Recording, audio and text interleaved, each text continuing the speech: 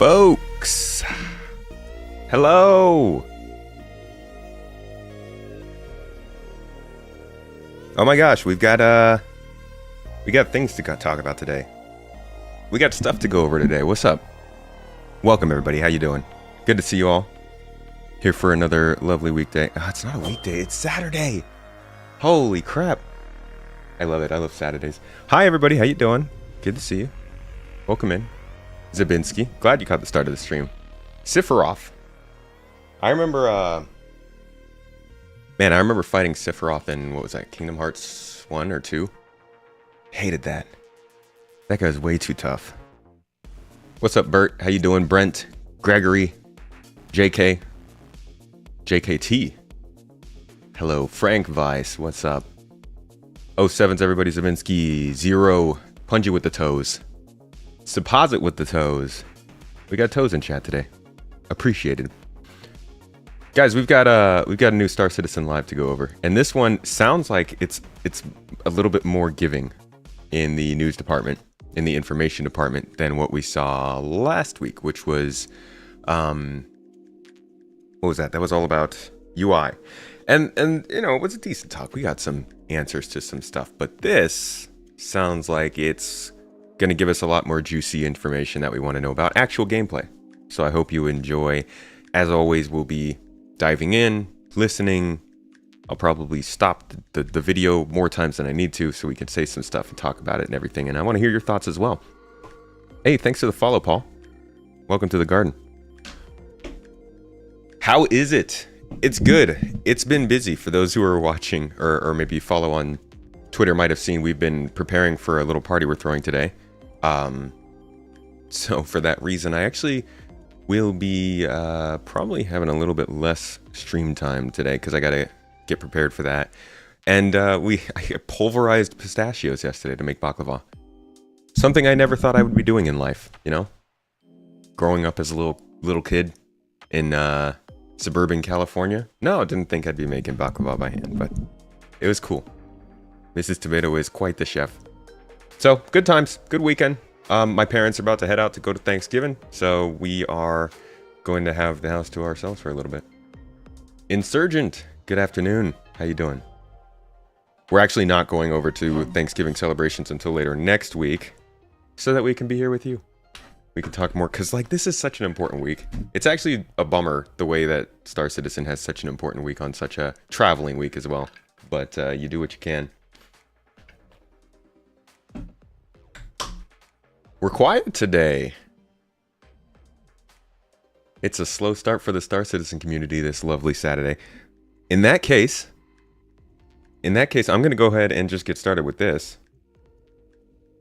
We are here for a good talk. It's looking like we're going to talk about time to kill, radar and scanning, the compass, capital ship gameplay, VTOL flight, master modes, all that good stuff. And considering chat's a little light, driving to work, no problem. Give our thanks to CIG this week. Well, let's see what they have to say for us. We're going to go ahead and roll right into it. Quick start today. Let's see what they have to say.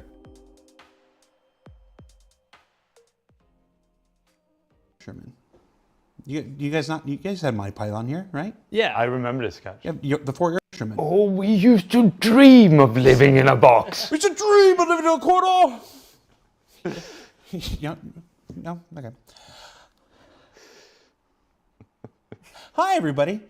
Welcome to Star Citizen Live. I'm Jared, and this is the show they let me do for some reason. Joining us on the show this week, we have members from our esteemed, what are your teams called now? Because didn't we just do a big restructure? What do you have team names yet? Or are they still trying to work that down?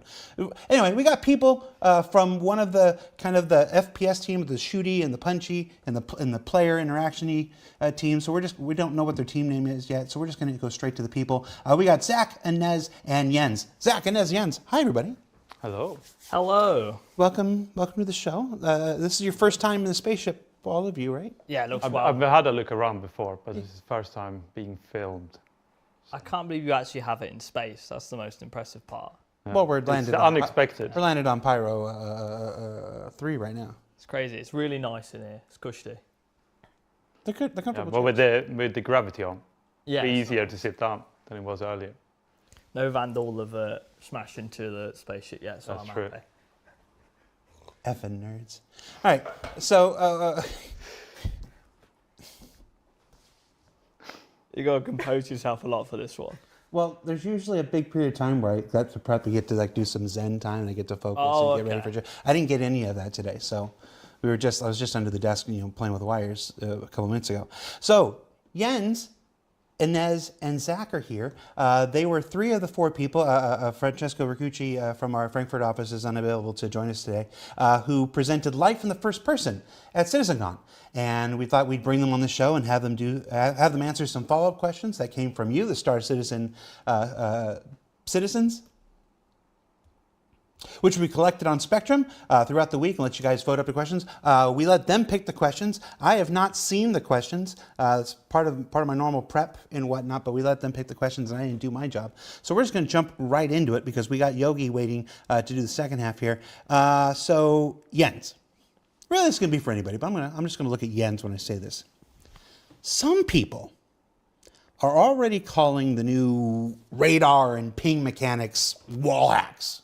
Can you tell, because you can tell can you tell us all of the upsides, the downsides, and the possible ways for people to remain undetected so that people would stop calling it that? Okay, kind of guilty. I wouldn't say I guess we probably insinuated it's wall hacks. We talked about this on the podcast, me and Level Cap Gaming, and I felt like he had a good point about the fact that like when you scanned, you'd be able to track someone, all of their movements, and he mentioned the idea of instead leaving a ghost sort of like sonar ping almost effect to show where they are, but not necessarily every little action they're doing, which I thought was reasonable. But let's listen to what they have to say about why it is the way it is. What's up? How you doing, Berk? Welcome. Scott, good to see you. Supposit. There we go. See, our regular names are getting in here. It's slow. We're getting here. Where to start? So definitely a concern internally too, right? So I would say visually very strong at the moment. Like if you ping someone, as you saw in the video, you see them and almost nothing else because it's such a strong visual. So definitely that needs tuning. There's a lot of work left to do on that. There's the time it takes to charge up the ping. There's whether you should be able to see through all types of occlusion. Can you have thicker walls, stuff like that to make encounters different. Then we're given tons of parameters for designers to tweak, like pierceability, range, signal noise ratio. You notice he's saying something, and I feel like this is part of the difficulty of following Star Citizen is he's mentioning that what they've done is make the system that designers can now use to then build the game we're going to play, right? So he's basically saying we built the sandbox. Now the designers are meant to construct the sandcastle with it. So it's almost like he's kind of passing it on. He's like, well, it doesn't have to be like that, but it's going to be limited by those guys. So ask them. Feels kind of like I mean, it's obviously it's an answer. It's telling, but at the same time, it doesn't tell us how much different it'll be for us in the like overall, you know. I do understand that sometimes you're not going to be able to scan some people and sometimes you are, but like how often is that, and how much is it going to block it? I think by default the whole Splinter Cell style thing makes a lot of sense to me, but I also am interested in seeing how this looks outside of just like the 30, maybe like 5 minutes of footage we've gotten of it so far from CitizenCon. I'd like to see another Inside Star Citizen on it. My radar or my scanner better than your anti-scanner, whatever you want to call it. I think those are the kind of things we can do on the technical side, the engineering side to do it. But then at the end of the day, you know, it's probably more Zach's side to sort of say like how will design use those tools to. Yeah. So obviously we don't want to make it busted. That was a very strong version that we showed off. We said gameplay balancing in progress, I believe. But it's the case of like, you know, how emissions tie into this, right? So for example, we have the idea of decoys and jammers potentially on a suit. Those could be, you know, components inside suits that would essentially make your emissions much lower, maybe practically invisible. That's obviously going to be down to gameplay balance. And if you're in like a heavy armor, maybe you have heavy emissions. But there's always like you know, there's a forward and backward with this, right? So if you're light and you're invisible, Do something here. and you scan, for example, a heavy, you should be able to see him in theory. But if there's a heavy, for example, and he scans you and you're in more of a suit with a much lower emission, or you're in a state with much lower emissions, you potentially might not come up. So there's so many things we can do to balance it, and we essentially showed it at its strongest, right? Yeah. Because when we communicate something out like that, we always want, you know, people to see how is that in its, like, you know, almost maybe potentially your strongest state and things like that. So I mean, gameplay balance, all of that is in flux, it's tweakable, it's changeable. So obviously, all right, you know, I think what he's talking about here is something they introduced a few years ago at CitizenCon. Which is, you know, how much oxygen can I carry? So listen What's in. the climate control in this system? What temperature can it survive? And temperature is something I'll be going on again further on. But again, then you look at, say, for example, the next layer is we go back up into and look at it like you're buying a new ship. And we want armor to be almost like your own personal ship when you're walking around the verse. We want absolute meaningful differences between that light, medium, and heavy armor class. And so where does that start? First off, it starts off by giving it all power. So you can have different power ratings. Then we have different signatures in terms of EM, in terms of IR that tie into FPS stealth. Then you've got inventory. Now inventory is, like you said, it's, you know, you've got a physicalized backpack, but it goes more than that. That backpack's going to be modular. You'll be able to attach different sizes of backpack, and they will only go onto different pieces of armor. So you'll have to make meaningful choices. And then you've got life support, which is, you know, how much oxygen can I carry? What's the climate control in this system? What temperature can it survive?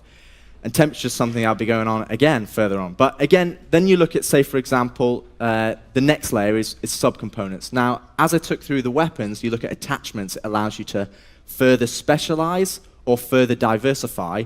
That's what subcomponents are going to be. If you want to, you know, put heavy armor on, but you want to add more armor plating, or you want, you know, emission dampeners, or you want further utility and gadgets that we release in the future, you know, that's where subcomponents come in. But really, that's just the armor classes themselves. That's the light, medium, and heavy armor classes. All right, so, and that's kind of what else he was going to talk to here about classes and playstyles is stuff they talked about at CitizenCon. It's funny how often this happens, right? But again, 4 years ago, they were talking about this at CitizenCon, very conceptual, just futures of FPS armor, sort of slides on a PowerPoint. And we're now seeing it translate into the game, and they're discussing it here in this Star Citizen Live with the idea that, like we're saying in chat, this sort of mechanic and the ceiling of scanning, so the fact that you can go from seeing absolutely nothing to seeing every single thing they're doing, right? It's not like you're going from absolutely nothing to seeing a shadow of them. There's all this space for designers to play with in terms of like, what kind of armor attachments can you get? What kind of maybe unique, like this is where they can get the legendary armor to make sense, right? You go and you take out a pirate and you get that armor, and that armor has that permanent dampening effect because reasons. I don't know, because that pirate was really smart, whatever. So like on one hand, this opens up a lot more variability in terms of how our armor works. On the other hand, though, if it gives too much of an advantage, then everybody is automatically going to wear things that dampen scanning, which would kind of eliminate the point of it being an optional attachment. At the same time, it does make sense it's an optional attachment. I just really hope that the way that the game is built, the world is built and everything, that this doesn't become too much of a thing that we think about it or focus on it too much. I love the idea of it. You just don't want to have to spend all your time thinking about whether or not somebody is watching you through a wall or on their mini map or something. But I think, you know, like we always say, these guys are building a game and they're going to focus on making sure that it's fun and not a terrible experience for us. They've made other games before, not the studio, but like the people who are in the studio. I trust that they'll be able to hit a good midpoint once we get into testing.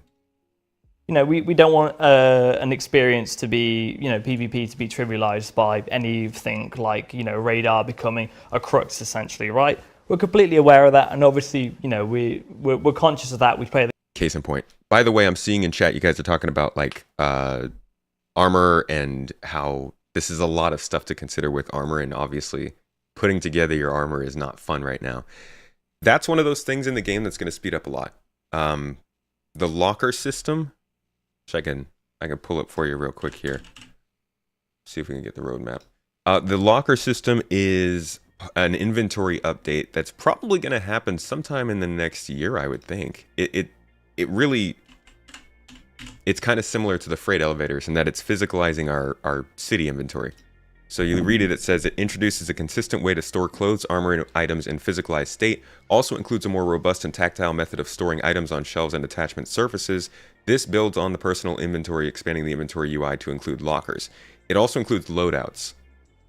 So you'll be able to save a loadout of a specific suit, say your exploration suit. If you go to your suit locker in your ship, you would be able to have that whole loadout in that suit locker, go up to the suit locker, and equip all the stuff that you would need. So instead of dying and having to come back and grab your armor from here and your weapons from here and your med pens and all that stuff, you'd go to your suit locker and all of that stuff, boom, right on you. And they've tried to show this off, but they haven't done a very good job of it. But that is one of the ways that the game's going to speed up a lot and should help with stuff like this. the game ourselves, and we wouldn't want that happening to players. I think it's very. First of all, I think it should go without saying, but you know, we always get new people every week, every month, every year. So it bears repeating that nothing you've ever seen, ever, on any ISC, SCL, CitizenCon, Pillar Talk, gosh, we've done so many shows with these, is ever final. Like we've never ever showcased anything that's final. That's not what we do. We are always showcasing our work in progress. We'll wait until it's presentable. We'll wait until it gives an almost complete picture of what we're trying to do. But we're not the people who wait until it's done to show it to you. We're not the people who wait until it's done to put it in the game for testing. Yeah. That's just not who we are at CIG. So it's always important to remember that whatever you're seeing, wherever you're seeing it, is always this work in progress. And for something like scanning and radar, it's much easier to take it all the way to the max and then prune it down like a tree. You know, it's harder to add twigs and figs back to a tree after you've cut them down. So it's, you start with as big a tree of features as possible, and then you start pruning it down through the anti-scanner, which we're going to call that now. Everybody just go through. It's not Jammer anymore. It's anti-scanner.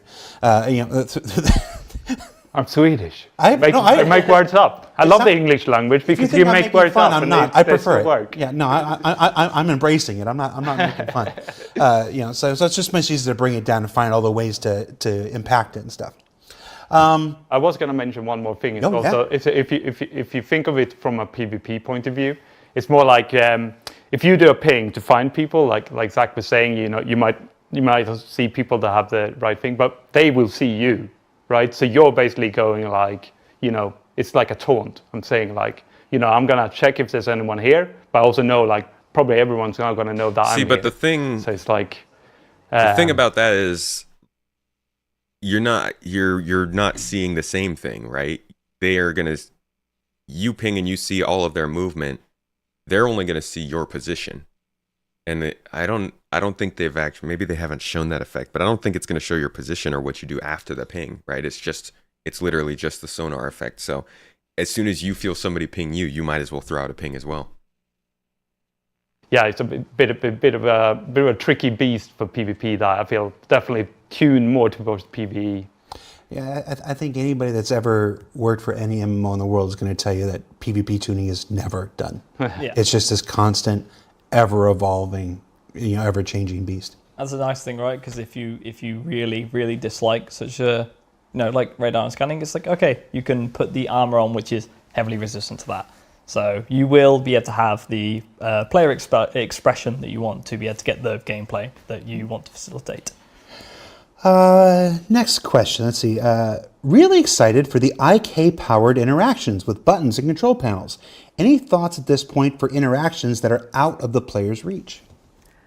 Yeah, so we didn't show any, but yeah, we do have a version that we're calling for now Bluetooth. And the naming is still what was it called? Bluetooth, but it's still, naming is still I don't not think we like can that. use No, that. I don't think so as well. I mean, I wanted like Luffy, like Rubber Man, like you actually go and touch the buttons, but no. So the version we have is like the player will play an animation of interacting with his mobiGlas, and we have an animation on the screen as well, telling that he's interacting with the object, and then we trigger the interaction. So someone in the chat said space 2 for the No, well, I'm just going to go on record right now. If this thing ends up being called Startooth, I'm quitting.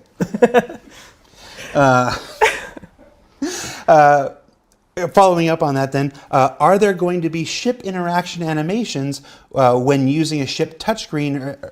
Are there going to be ship interaction animations when using a ship touchscreen MFDs, or is it only for physical buttons? No. So we do have some physical interactions with some UI screens, like the Just imagine the Starlifter, like you you go to physically interact with the Starlifter button and your arm just keeps stretching up and up like like it's glitched, because those are like 6 feet away from the person sitting down. This is an interesting one. For like the elevator panels. Mm-hmm. But anything like any more screens are with more complex interactions, we are avoiding it. It's a bit hard to get the balance. Like we want to do some, search or like do certain operations in the screen. So having that doesn't really work very well.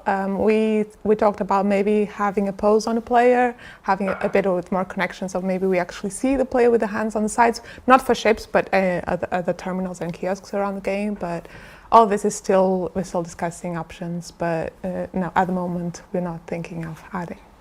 I would just quickly say that one thing for me that was important is that if you don't start putting the hand onto the UI, and it's quite like a high fidelity UI, then you start obscuring the UI. Yeah. Right. So that was quite, I always felt that would kind of lessen the sort of, you kind of want to bring the UI in focus, right? And you want to use your screen space and you want to see what's going on there. You want to see all the little interesting transitions and interactions. You don't want to see a big hand covering everything interesting happening. So. That's an interesting point that I hadn't actually considered.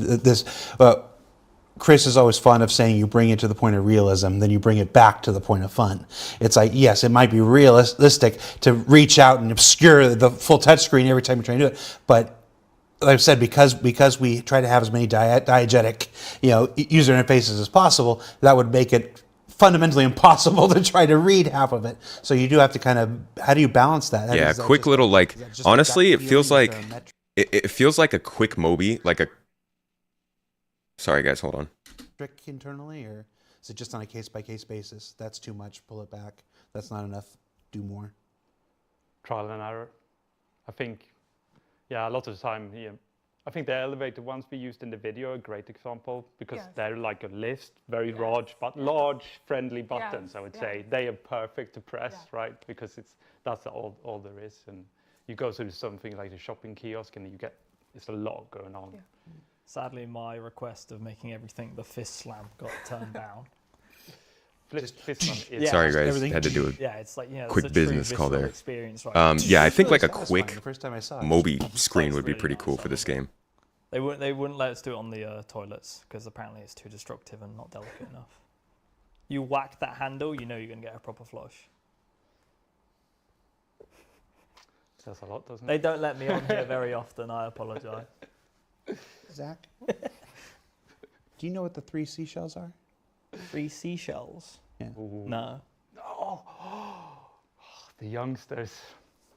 Pete's shaking his head over there. They had this conversation at CIG so much. They're like, "Do you remember this movie from the '80s?" And I was like, "No, I wasn't alive." I'm employed to make all the directors feel old, I think. Well, good job. All right, Jens, maybe this one's for you. I don't know. Is part of the FPS weapon rework also removing the automatic reload of the weapon?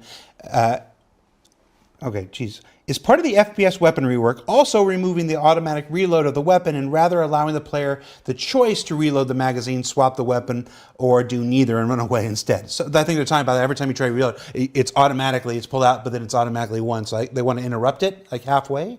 I mean, it should be possible to interrupt it already, but it's definitely, like I said, like going through now we got a lot more features. Going through them and increasing the interactivity is like really high on our list or our wish list, just to make everything feel smooth, and what you want to do is what you can do, and you're in control of what's happening. Obviously, again, from the engineering side, there's challenging with, like, it's not always a very easy thing to implement systemically. A lot of the times you have to go into each type of feature and put in, like, where do you interrupt it? How do you queue it? How do you sort of not, if you've queued it and then you decided to do something else while it was queued, do you then unqueue it? You know, all these things, like, you know, I was jumping, then I land. Should I reload because I press reload while I was jumping? And in the middle of the sort of heavy land animation or something. So yeah, it's not as easy as perhaps design would like it to be, because you know, they like to give us a big spreadsheet and like, make this. That's that a something big we're working thing? on at the moment. It's called the action matrix. Wait, so essentially, this thing is... Is that a big thing to not reload when the gun finishes? I mean, I get wanting the choice. I'm just wondering, I imagine that's the thing in Tarkov. As far as FPS gameplay, though, how valuable is something like that to be able to do? Basically supposed to make Statism extremely fluid, like you'd expect. Like, if you're doing actions, they have the intended result of what you think. So when you're playing a game, if you have to think about something, that usually means there's not the level of fluidity you'd expect, right? So for example, with our slide, if you switch weapon during the slide, like if you press 1, as soon as you go into the slide, the expectation of you would be, as soon as I regain control of my character, I switch weapon. And that's something that we have to manually put in, because we have to basically author and dictate which actions can go into which other actions. So the whole idea of the action matrix work is essentially this is great. I might make a video on this. Oh, I bet we're going to see a lot of this kind of stuff in sprint reports. This is solving one of, in my opinion, all right, so, you know, star map, okay?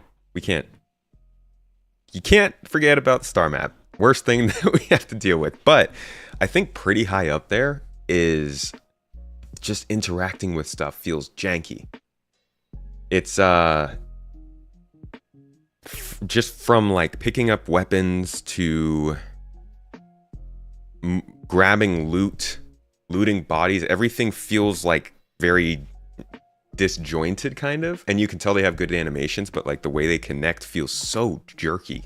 And the idea that and I think a lot of that is the server. I don't think it's just these guys' work, but the fact that they've got like a full-on tool that they're building to flesh all of this out and make it all kind of fluid is it reminds me of, again, the Squadron 42 trailer and the sort of polish that we saw there, and the realization that this what we've been playing has not been very good compared to what they want to put out there. Thank God. You'd like for them to add the ability to buy the rounds and refill empty mags. That was originally the plan, and I think that's actually coming up here. They're going to talk about manual ammo reloading, so we'll get to that. But this is, I I feel like they kind of simplified it from what we saw at CitizenCon, but we'll see. Generally, being able to interrupt animations helps make the game more fluid. That's fair. Yeah, even pushing buttons sometimes. Wait, what pushing buttons? Most of it is possibly due to low server FPS. Yeah, and I think a lot of it is. But there's also, obviously, some progress they want to make on it as well. You mean janky animation or the interaction system itself? ¿Por qué no los dos, Scott? Yeah, not really a tool. Kind of a tool for themselves to bounce off of. Yeah, let's see what he has to say about that, because it sounds pretty cool. A designer can go in and say, well, if I'm reloading and I want to be able to cancel out of it, I should be able to. And obviously that's something that, you know, we've specifically talked about a lot. We've heard it requested a lot as well. And it is something that we are planning on doing. Obviously that being the biggest example of how the action matrix will come in handy. So hopefully once the action matrix work is done, you'll have this very fluid experience that you expect in most contemporary FPSs. Yeah. And it'll never be done. Yeah. They'll be like, we'll get the matrix, we'll implement it the way it is, and then someone tweaks it, we'll reiterate on it, and they go, and it's back and forth, back and forth, back and forth, sit and play it. Yeah, because it's also the case of like, when can you exit out of stuff, right, as well? It's like, for example, if you med pen, right, when you go douche like that, as soon as you pull out, is that when we give control? Yeah. And obviously there's a lot more like layers and depth that we can go into it, you know, how much expression do we allow of fluidity versus how much do we control and punish an action. So if you med pen, that's obviously quite you know, a defensive action, you're getting your health back, you know, should we allow you to break early out of that? Does that allow skill expression by breaking out early? And you know, there's all these fun design questions that we can propose and easily put in now. Well, you know what I'd actually love to hear now that he brought up a med pen animation? I'm like, okay, can you guys tell me about plans for animations for advanced medical gameplay? I think everybody wants to know, because that's one of the only things. I don't think we have a design document about that, actually. Let's double check real quick. Star Citizen medical design document. What do you got for us? Oh, look at that. They literally have one. All right, I'm an idiot. Sorry. Let's see. So yeah, that's right. They brought this out when they brought out the first gameplay. 2018. This isn't that old. In terms of medical gameplay, we've got our injury types, yes. We've got our mission types, of course. We already know that. Respawning and differences between medical ships.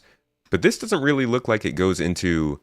Yeah, this is not advanced medical gameplay. So we don't know how deep they want to go, right? Do they want to have people manually splinting a broken leg? Or do they want to make us have to inject drugs into certain areas on the body based on what's going on? Like how far are you going to push it? Because we've seen how far they want to push something like salvage. Salvage, you literally can go into a spaceship and blow open a hole and pull out the power drive, put it in your ship, and use it for yourself if you want. So like, what you going to do with medical? Because that's pretty important too, and we know they've got big plans. Would love to hear from these folks how that would play in, but I don't think they're going to get into that. Can you please allow us to do that? Yeah, and we'll try. We try. We always try. So the nickel version of that answer is we're working on a thing, we're referring to it as the action matrix. Yes. It'll probably be called the Star Action Matrix by the time it's released. We're so good at naming things. I just realized what I should call the teams. What? Star teams. It's done. And obviously when it comes closer to fruition and being implemented in the PU, we'll almost certainly do a segment on it in ISC and whatnot. Yes. I want to address a question in chat. Tico Rico says, will we have Sata Ball soon? Please say yes. No. Ooh. I see this pop up every once in a while. I'm always very confused about it because Sata Ball was a thing that allowed us to test zero-G mechanics when we didn't have the PU. It was a 2015 thing that was being developed back with our partners at Delphonic at the time because, you know, we didn't know when the PU was going to come online and we wanted to get some zero-G testing. Once the PU came online, there was no real reason for Sata Ball anymore because we could just do all our zero-G testing there in the PU. So I don't think Jared means what he's saying there when he says there was no real reason.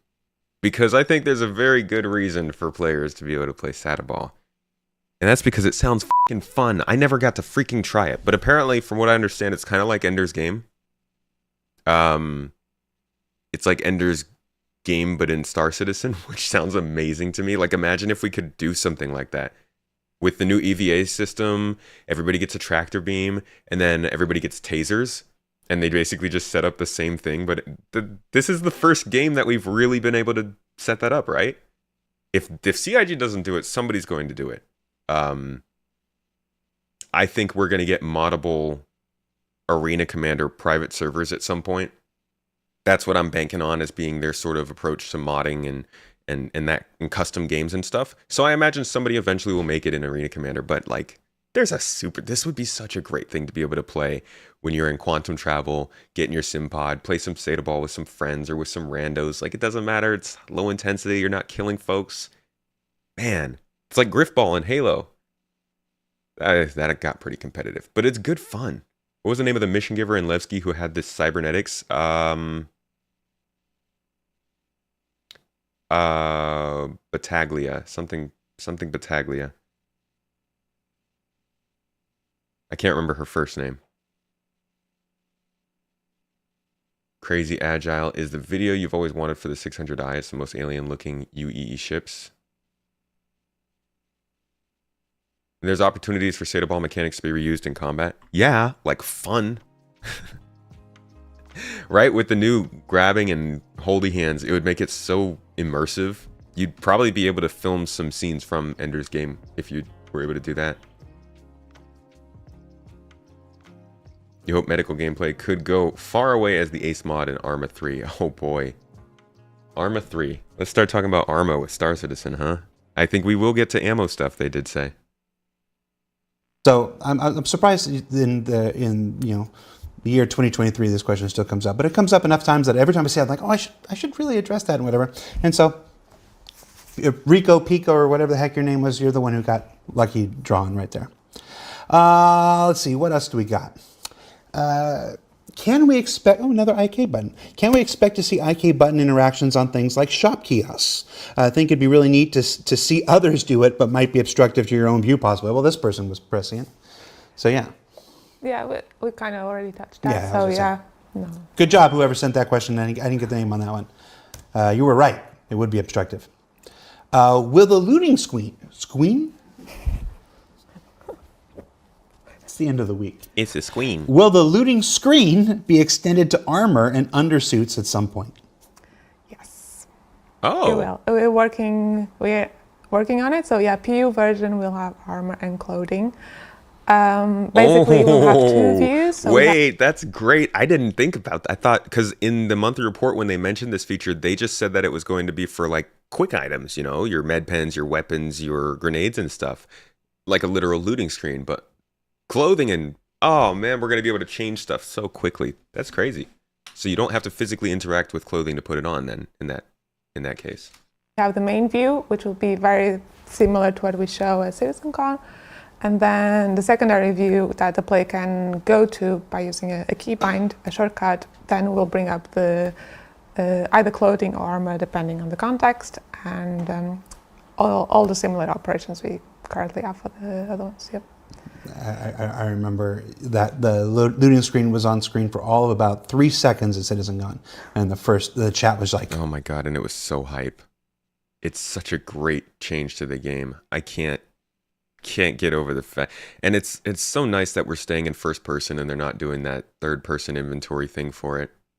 Where's armor? Where's clothes? Where's armor? You know, it's like that. So I was like, yeah, I think like our main concern now at the moment, like, it's very clean because for Squadron we have a very controlled limit of items that the player can carry. PU can go wild with the heavy armor, so I think we are in talks with the UI and user experience teams to try to balance it out, get the best experience, but try not to clutter as much. So. We touched on it with the UI team. We had the UI team on last week, but it bears repeating here because not everybody can watch everything that we do. these Squadron 42 technologies, these UIs, these features and whatever, they're not just brought over to Star Citizen by checking the multiplayer box and it going. A lot of these things have to be reshaped and reformed to work with the persistent universe. With a persistent universe that's continuously evolving, like when they were first developed for Squadron, they might have included the way the PU was working then. And then, but as they, it's always this thing of them diverging and then bringing them back, and then diverging and then bringing them back. We're in the process of bringing them back right now. So those adjustments are what's going to take some time, and why we can't say that this will be out in January or what's the February. I mean, you can It's though. also the one thing I think of when I see that question is always like.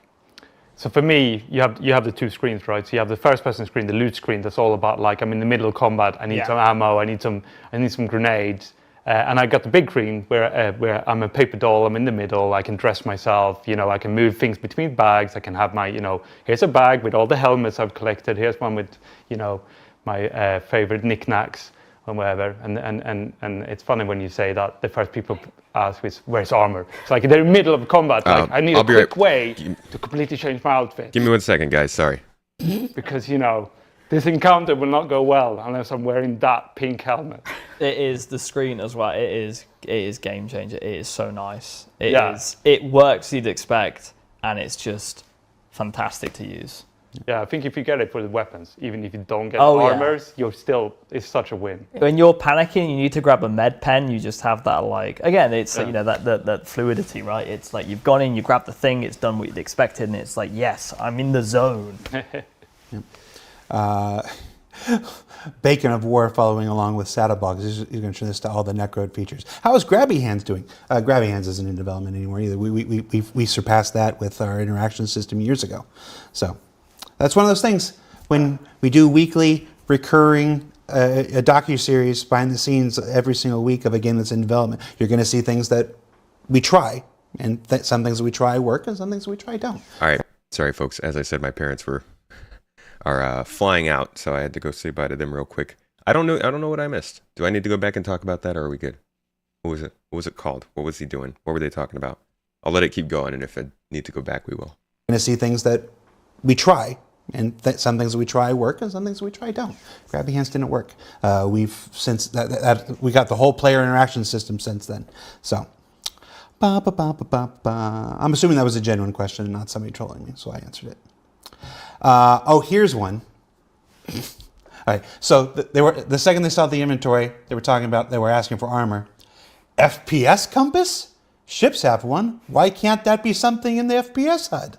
Well, I have something I printed this especially. I don't know if we get so I might have to go to the camera. We don't have a zoom yet. Yeah, They were letting us know that Grabby Hands isn't a thing anymore. So it's just going to be the zero-G interaction that uses the hand system, but we're not going to be actually grabbing things anymore. That's interesting. But we do grab some things, right? Like cups and weapons and things. So I'm guessing they mean Grabby Hands for anything in the world. Is the idea. Maybe I should go back and listen to that. How far back was that? Even if you don't get armors, it's such a win. When you're right, You're going to show this to all the Necrode features. How is Grabby Hands doing? Grabby Hands isn't in development anymore either. We surpassed that with our interaction system years ago. Oh. So that's one of those things. When we do weekly, okay, that's literally it. And we showed it. All right, let's listen to this then. Person talk. Something in the FPS HUD. Well, I have something I printed this especially.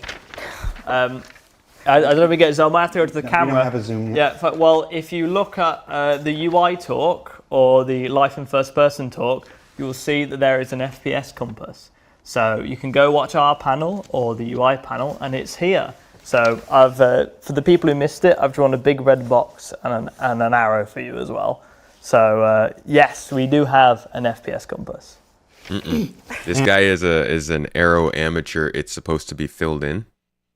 Sometimes a slight curve to it can really help. You know how people are. I don't know. So yes, we do have an FPS compass. And we showed it at CitizenCon. And we might need to make it bigger. Yeah, I feel like I've seen an FPS compass in these things quite a few times. That's an interesting question. Well, yeah. Thanks for that. It happens. We're having a laugh, but we showed a lot Yes. at CitizenCon. Yes. It's not it's not completely unreasonable that something got missed. Of course. Across 8 hours, 2 8-hour days and whatnot. So It's a lot of cool stuff. The only reason why I did that was because that was the second most voted post on there, and I was like, "Come on, guys! Like, if you're on the thread for the panel of which one we showed all this stuff," and I was like, Wait, "Did you watch it all?" why was that the second most upvoted question? Hold on. I need to see this now. I have to see what happens. Star Citizen, what is it? Life in first person? No, that's 2 years ago. Right? That's last year's, I think. Oh no, it is this year's. Cool. All right, let's see. Is this it? So to get okay, big reveal. It's literally the compass in the first minute and what?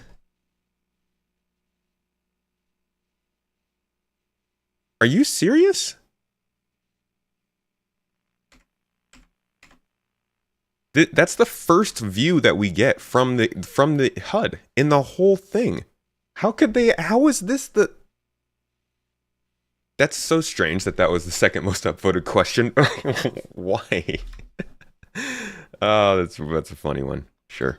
Why not? But of course, people missed it. it was a long day with a lot of stuff, and not everybody has time to sit there and watch. And a lot of people, they instead choose to watch a little summary thing. They watch a YouTuber summary or a streamer somewhere, and things get missed. I mean, it's just physics. Yeah. Obviously, when you're a developer and you're having lots of meetings about compasses and stuff as well, you're so invested about it, and when you finally get out, you're like, yes, and someone's like, where's that thing? It's like, oh, we had like a 2-hour meeting about this. Yeah, but I'm not complaining about anything, and not everybody has all the time to do this. Supposit in chat, maybe they meant an actual physical compass. Stuff are invaluable to getting the message out. But physics is simply, if you take an hour-long thing and cut it down to 8 minutes, something gets missed. Yeah. So it happens. That's why we're here, right? Remember we were going over the video and somebody said we were digging too deep into it? That's why we're here. We don't miss those things. I think actually we might miss those things sometimes. Oh, wow, we're just hitting the big ones. Okay, we went from armor to FPS radar to night vision. Are there different types of Wait for it. You're gonna have to talk to the rendering team to get the full answer on this. Let's see. Vision, something you are working on right now? They will ask this question of every team. They'll ask it of the UI team. They'll ask it of the graphics team. They'll ask it of the FPS team. They're just hoping anybody has Somebody anything help. to say ever. Give us something, Zach. Something. Just say yes. Obviously, when we've got our new scopes, and that is a good step in that direction. We've been talking to graphics about it. And using the filter stuff that we have now, it is possible, and it is something we can look into, and potentially. So, no confirmations from us yet, but we've had those conversations. We're talking about it, and we need to figure out how we can do it, and where we do it, and where we put on, and how it looks, and so on and so forth. But I just like that's like. In voice, the answer was basically,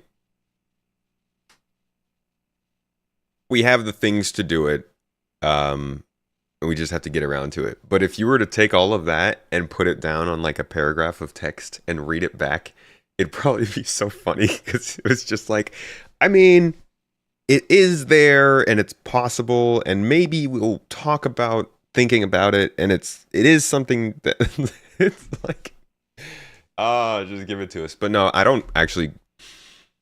I want to say I don't care that much, but I really actually do. I hate flying at night. Yeah, no, that would be great. And somebody in chat said just install Reshade. My friend, as somebody who used to do photography in this game and tried to keep up with the versions of Reshade and make sure they were installed correctly so that the depth marker worked on like, there's just too much. Telling somebody to install a third-party solution for super important thing is just it's never going to work. But yeah, The answer was the question was worth a shot. The answer is, as always, like they're clearly working towards it. It's getting there. Like he said, the scopes just happened. The rendering team just got Gen 12 going. Vulkan is coming online. So like I'm sure it'll be something that's not super far away. I can't wait. Seen in the ATSCAV sniper rifle during the talk, how there is like a tin, for example, on the sniper scope, and things like that are the sort of things that we're looking into, and having scopes with potentially like different shadings depending on manufacturers and things like that. So to slightly dance around the question, yes, Just do it. Just make the night vision. it's up to graphics, not me. No, don't. Stop. When I mentioned it to Ali, he ran away. Just do it. He was scared. Wait, what did he just say? Hold on, what did he say? Can you get captions? Vision. It's up to graphics, not me. Oh, there it is. What? We got him. No, don't. Stop. When I mentioned it to Ali, he ran away. Just do it. He was scared. We're tired. Soon. Yeah.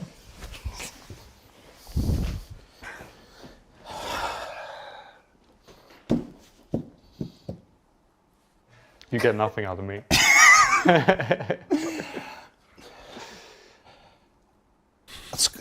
It's like I feel like this is probably how the ship team views the Endeavor. None of them want to deal with it.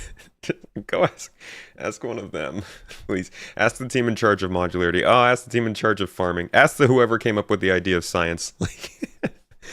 Oh god, this game is hard to make. Speaking of things that we're gonna necro all kinds of topics here.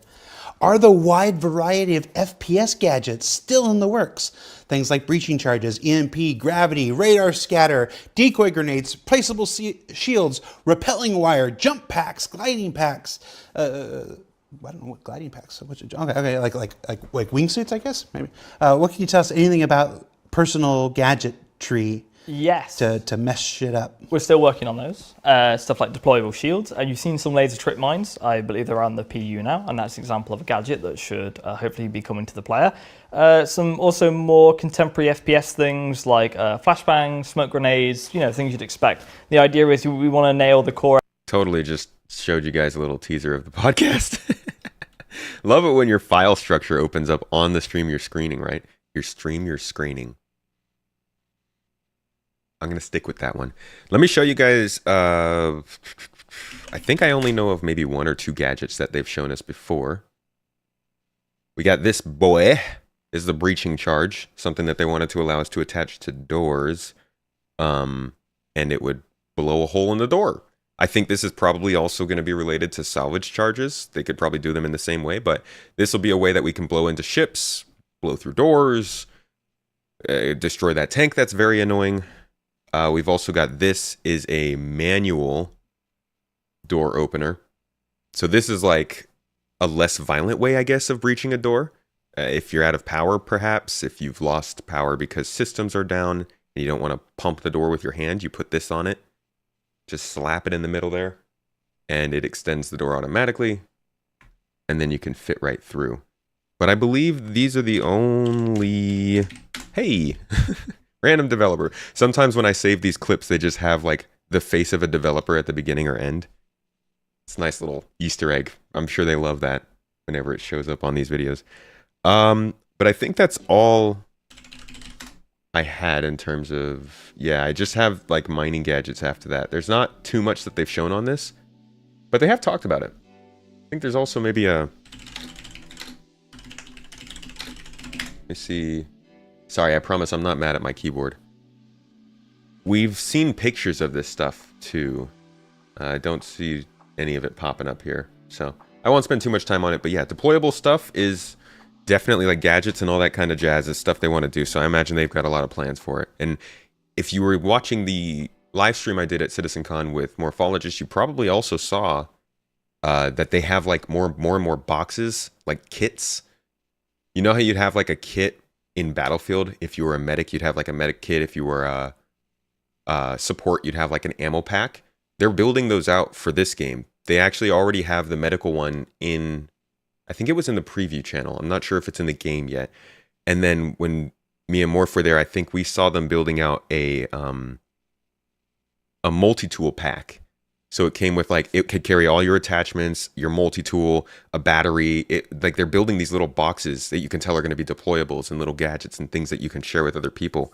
So I bet that's, part of this stuff that they're working on. Really cool stuff. The game's starting to feel a lot more like a game, given the stuff they're working on now. More FPS experience before we move on to crazy sci-fi gadgets. So once we've got that stuff, it's nailed in, it's looking great. Then we can move on to more crazy space things. So black hole grenade or anything crazy. Sure. You got to wait for that. If I get a black hole grenade before I get night vision, I know where you sit. Why are you so obsessed with night vision? Like specifically night vision?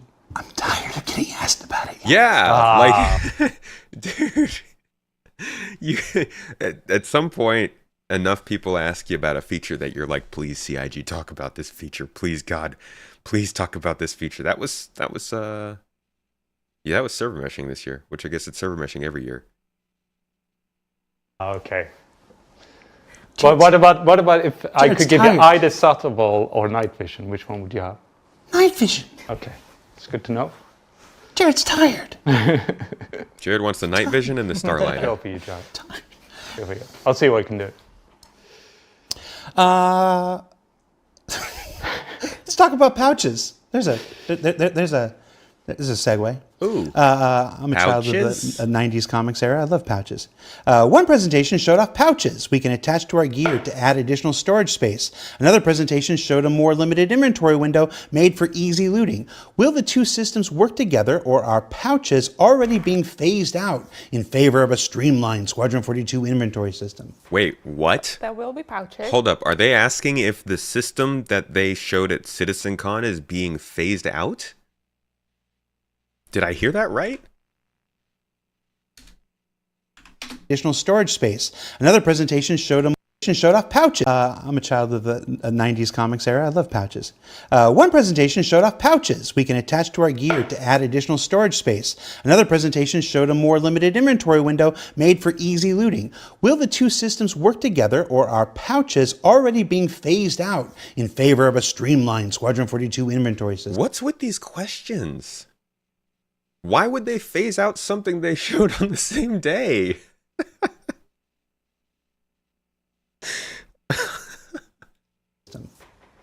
There will be pouches. There will be pouches. They are in concept. They will work with the inventory we're showing. There's some concepts to be on the looting as well, and that's all I know. But yeah. Because I'm not full on like whenever time I play a video game that has comic characters, I always gotta use those 90s versions of the characters that have all the pouches, like the Scarlet Spider that's got the pouches on his ankle. For anybody who didn't see this, let me show you real quick what they're talking about. This is like a little modular inventory system. And basically it's a system of small bags. They're backpacks that are small, like we already have backpacks. So these are just able to be attached to different parts of your body. These are... I believe this is actually part of them introducing backpacks. Let's see if I can find this shot. Backpacks over clothing. So if you look at like shots like this, you can see she's got a couple of these packs on her back. I can't tell if it's a full backpack, but it's definitely back storage. So this is a nice addition to the game, and it's obviously an inventory system. See, yeah, you can attach them to different parts of your body. I just don't understand why they would have gotten rid of it after they just introduced it. Do hope they do another pass through the inventory system so it works smoother. Oh god, yeah. Dude, the inventory system is... This third-person inventory system, I don't believe we're gonna keep. Like, pretty sure this is placeholder. It's gonna be more physicalized. But regardless, yeah, it is very, very bad. It's not something that they're going to move forward with long term. Not really a dumb question. People who watch CitizenCon would have come to the conclusion that one may have been being phased out. I don't understand how.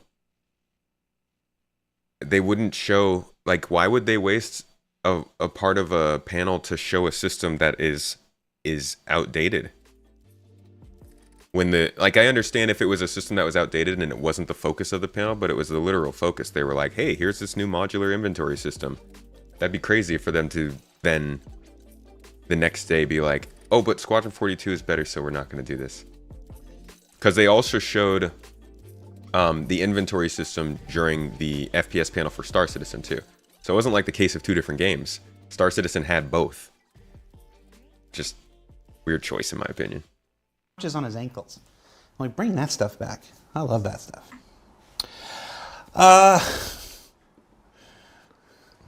Lost control of the show. Yeah, you look like you're not holding it together at the minute. I didn't get any time to prep. This is what happens. We talked about ammunition. We talked about the reloading, the ability to interrupt, the ability to stuff like that. What about magazine repacking? Having multiple magazines with only a few rounds is quite annoying. Ooh, do you want to talk about this? I mean, I think in Ash on the looting screen, we actually showed a little bit of this. We did, yeah. So it's probably a bit quick. It hasn't been balanced at the moment. So we call it the ammo repooling. But yeah. So the player can trigger for the different magazines using the looting screen, but the player can also trigger it outside of the looting screen. So if he's holding a weapon and you can trigger the ammo repooling using the same key binding for the looting, and that will trigger the repacking for the magazine that we're currently holding. But yeah, we're still balancing it at the moment. It's really quick, so there's really no consequence of using it. But, yeah. Okay, so she's saying, she said the magazine you're holding. I think this is actually a really key detail for a lot of people. When they talk about ammo repooling, does she mean that you have to manually fill up the magazine you're holding? Are they talking about the idea that you have shot half a magazine, and if you reload, as the way that Star Citizen works right now, if you shoot half your magazine and you reload, instead of filling that magazine back up, it stores that magazine and pulls a new one out. So once you get to the end of all of your ammo, you're pulling out a half-filled magazine, and you are going to have to use half your bullets, which can catch you off guard. Basically, what they're saying is, if you grab half a magazine, you can now fill it up manually. Not bullet by bullet, but fill it up by pressing a button, rather than having a half a magazine. Am I getting that right? Think them showing the sleeping bag and the portable tent means they plan to have a log out anywhere option. I think that'd be a really good option. Having the ability to allowing us to keep the logic of the bed log out, but also allow people to carry a bed at the cost of a bunch of inventory space, I think is a good call. Would be great if it sort would just do like autofill thing for mags.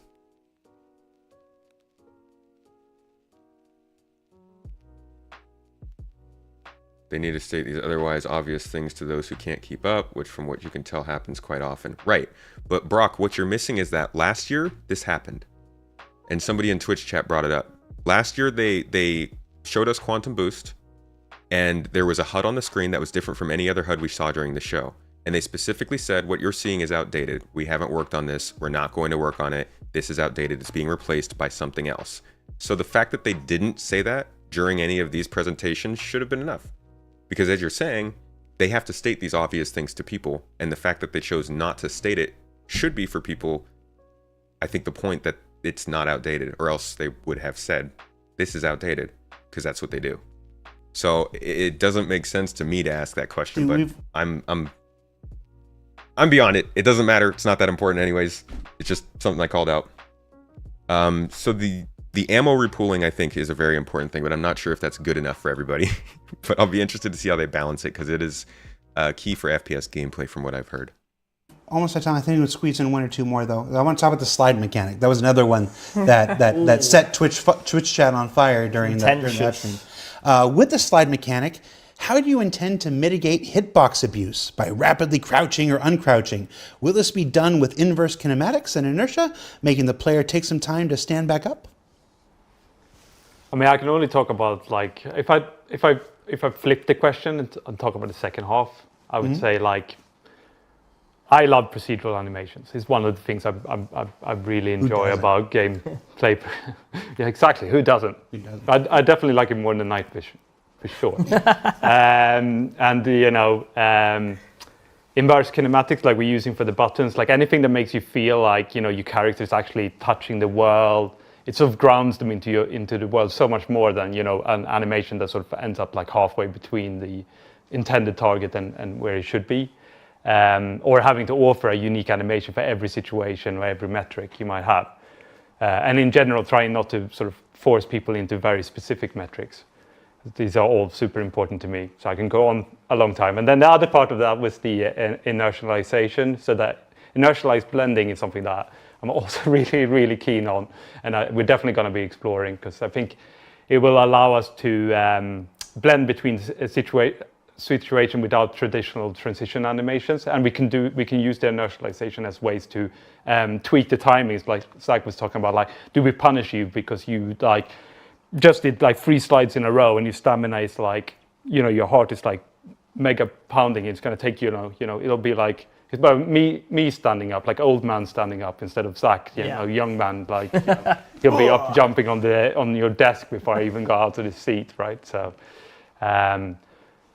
That side of the question, that's 100%. Yeah, the whole animation side, I'm super excited about, super keen to get a lot of that stuff in to the game. Just while we're on the topic of sliding. On the design of Zach. Yeah, you go. While we're on the topic of sliding, me. Obviously the sliding is a high stamina cost. The more you slide, the stamina cost is tied to the aiming idle sway as well. So while you're aiming, if you're exhausted, it's worse as well. And you can't fire immediately as you get into a slide, so we're treating it as more of a get into cover tactic than it is an aggressive tactic. So we're wary of how arcadey sliding is, but we're also conscious of the fact that, you know, we want it to be a function that exists for more getting into cover currently. That's the intention of sliding. I like that. I do appreciate that distinction, and that's why I like these clarification talks. Stamina in this game, I guess like the rest of the game, I feel like doesn't actually work how it's meant to, because there's so many things that we're going to have to care about, I guess, when it comes to stamina, like the status of your character based on the character status, the actor system, your injuries, all that stuff. But like, as it is right now, I mean, you guys watch how I play. I just run and jump everywhere. And that's not how I plan on playing this game, but that's how it allows me to. And I feel like sliding probably is going to fall into that category of like, I want to feel much more limited on that. I don't want to, like, I want the game to make me feel like I am screwing myself over by sliding multiple times. I'm guessing it'll do that well, as they're saying here, but that was my angle on it when I talked with Level Cap about that on the podcast. I'm into sliding. I think it looked really cool and kind of like fun, impactful. It looked exhilarating, but it also, I would really like to see it balanced to not be something that can be used too much. Any little bump will bump you up, and you just gotta wait till you come back down. Oh, and low gravity. Sliding in low gravity would be funny. Sliding on the side of a spaceship. Yeah, there's gonna be a lot of fun, interesting situations doing FPS and 0G, or mixed gravity situations.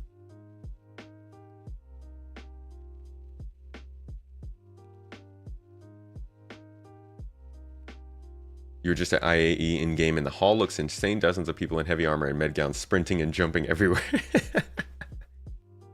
Yeah, we look a little crazy when you find us in our natural habitat.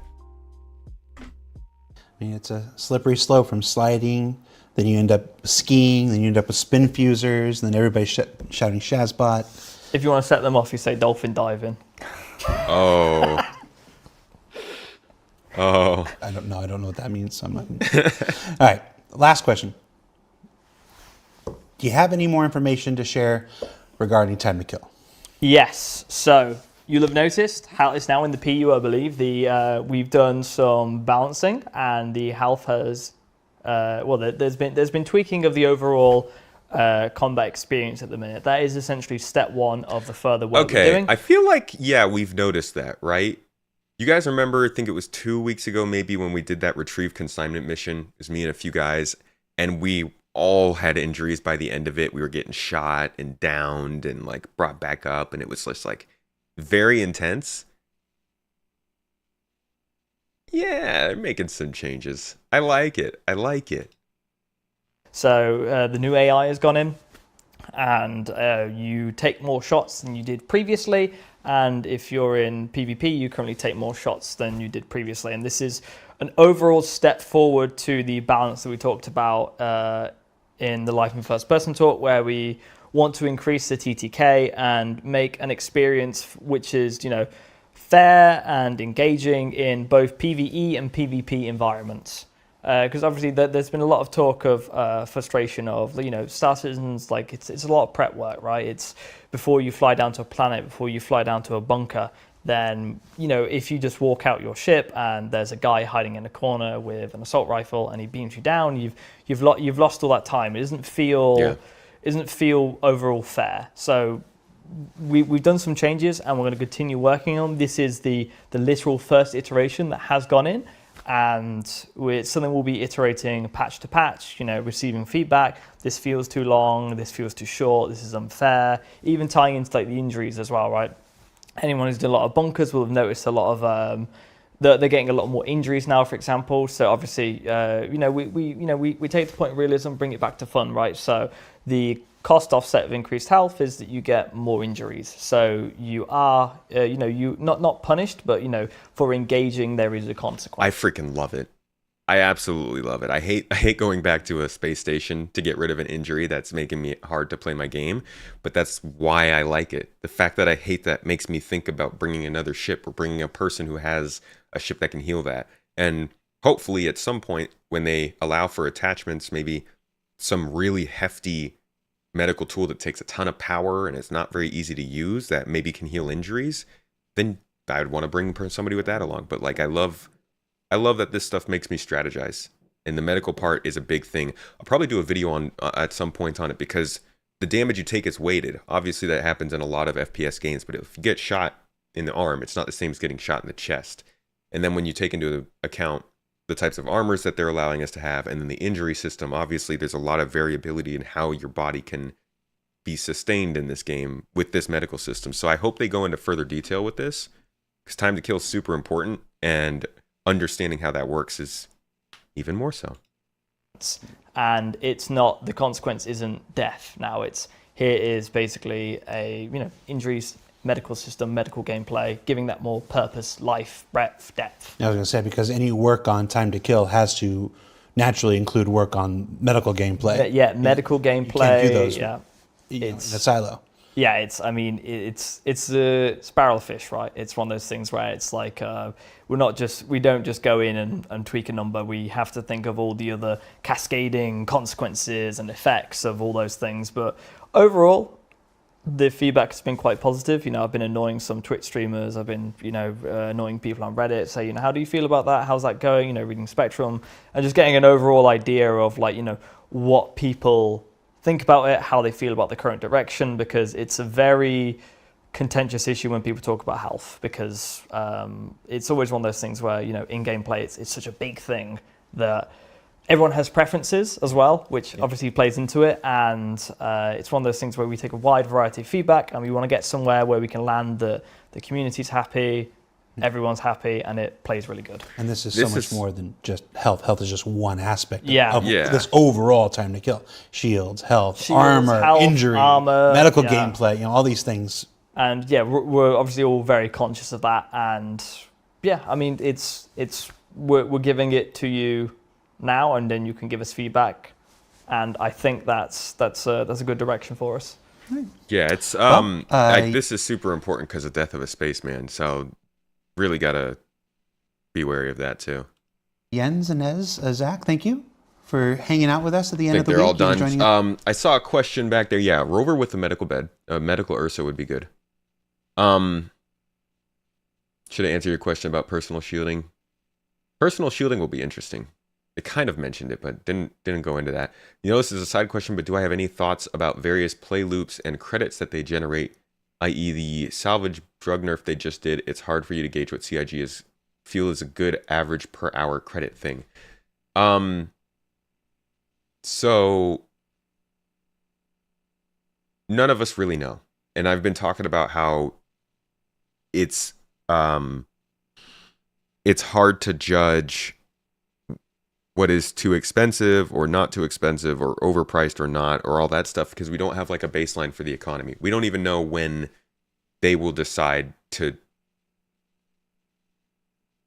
sort of hone that in, you know? Maybe 2,000 UEC per hour is really good earnings. I doubt it, but maybe, you know? Maybe 80,000 is really good. Maybe 120,000 is really good. Maybe 300,000 is really good. I don't know.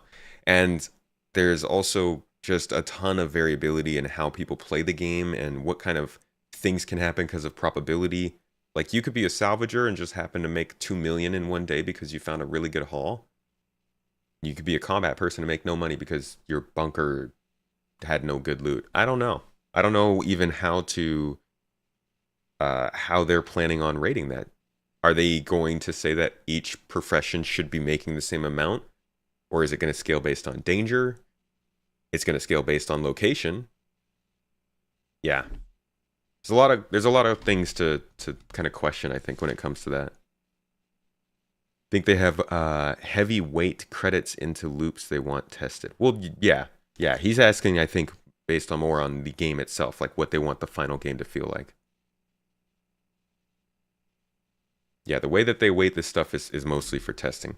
Let's see what they're doing here. I think we got a giveaway code here to give you guys for the the Crusader Spirit A1 I'm giving away later today. I think by the end of this stream, it should be ending. I will have the secret code for you guys here. In fact, let me drop it for supporters right now. If you are a supporter, I'll be dropping those for you on Discord right now. But for anybody who is here in this stream, I think I got something for you guys. A couple extra entries into our giveaway so you can try and win that little bomber. Who's left? Twitch subscribers.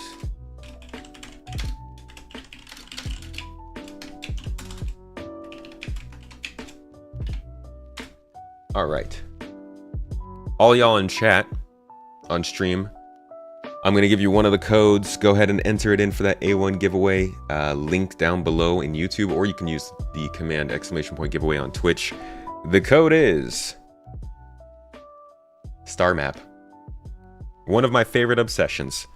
Enter the code StarMap into that A1 giveaway, and you'll get a couple extra entries and the possibility of winning a nice bomber ship. Here on the spaceship. Thank you for taking the time. Let us now step into ship systems.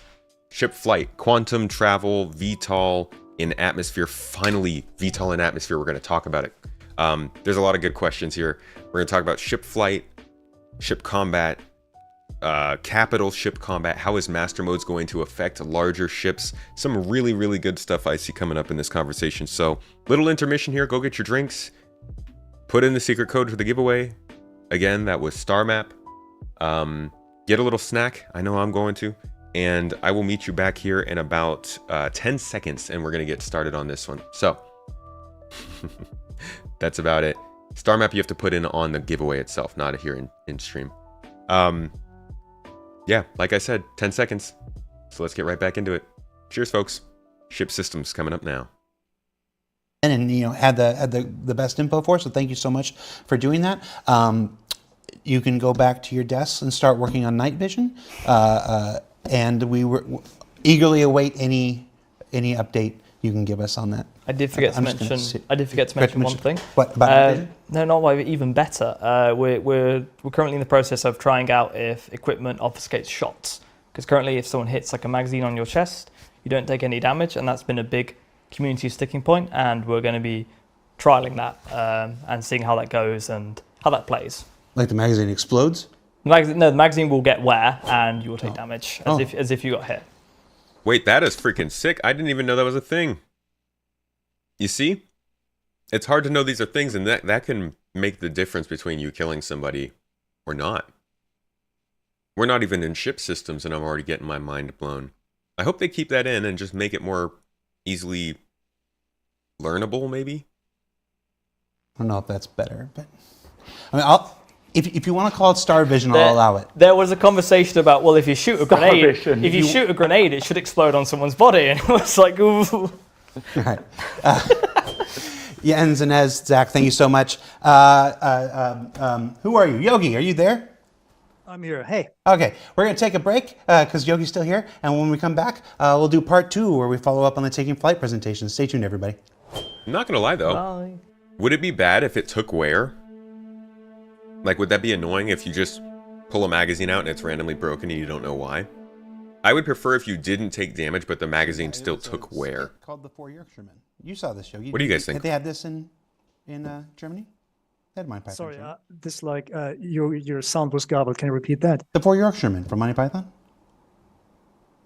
I got my strongest suit. Never mind. Welcome back, everybody, to part 2 of this week's show. We've got Principal Vehicle Programmer. Did I get that right? Yep. Yeah, Principal Vehicle Programmer Yogi. Yogi on the show. You might remember him from the Taking Flight presentation, along with Diego and Inez, who was just here, and Tony. We've got just Yogi on for us today. We are going to dive right in. We are going to go. We've only got 20 minutes of the show, but Yo, Colt, thank you so much for the sub. Appreciate last you. week's show ran into some technical problems, and we still haven't rescheduled for tours and everything. We're going to go into some extra innings in this week's. We think there's a lot of good questions here, and you guys certainly deserve it. Plus, it'll give you something to do while you're waiting for the website to come back up, because I understand that it's IAE Day 1 going on right now, and well, the website's going to website. So, Yogi, before we get started, I want to ask you, how was your presentation? How do you think it went? How was your experience at CitizenCon like? I didn't see too much from CitizenCon actually, because we were like, when we thought the build was working, the water wasn't working, and panic broke out. Like with help of like Ali and Will, we got it all finished up.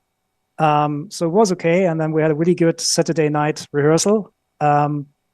And then on the next day, the stick broke while the demo was on. It was stressful, but it was very fun. Like I love these times. This is literally like me and Mrs. Tomato struggle with this. It's, you guys seen it. Things go wrong. Tech problems pop up with videos, with streams. And honestly, talking to other people who make videos and do streams and stuff for a living, they have it too. But you don't realize that till you hear other people talk about it. It's like, sometimes it's important to talk about the things that are causing trouble, because like, get into this bubble, you have all these tech problems, you see people like say something about it, and you're like, crap, you know, what do people think? And then you realize literally every single person in the industry goes through this, from the smallest of presentations to like CIG. I mean, we've all seen CIG give a presentation, right? It can be rough. Technology, right? It loves us, and it hates us. I think it probably hates us. I feel like most evidence points towards it hating us, which, you know, I get it. Well, I'm on the receiving end of so much love from the community. It just keeps me going every day. It's nice.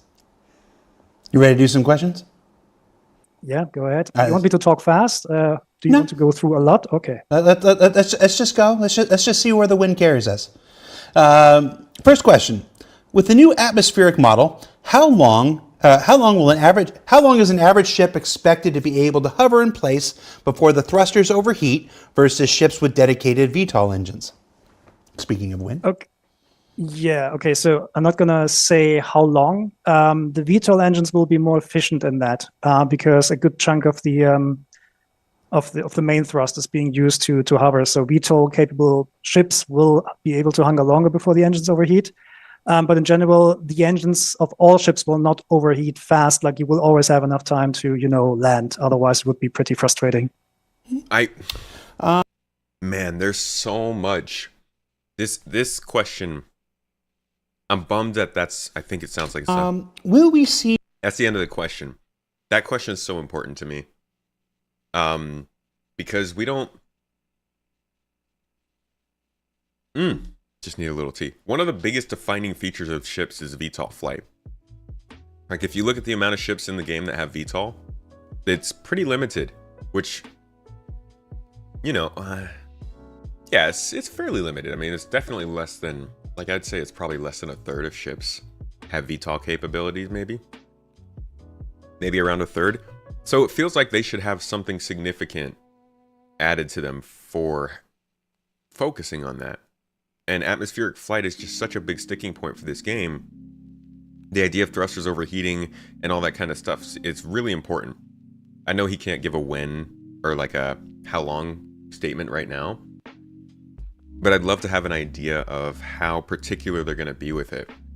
Are we talking every ship can hover for 30 seconds, but VTOL ships, you know, non-VTOL can't go much further after that? Are we talking if you have a better cooler in your ship, then your engines don't overheat as fast? Like, there's a lot for it, you know. I love that part of gameplay and atmospheric flight and hover and VTOL and all that stuff. After hover mode V1, we know that they need to do something pretty good for this, and they have talked about it a lot, but we still haven't seen it in any big way. And I'm surprised they didn't show it at CitizenCon.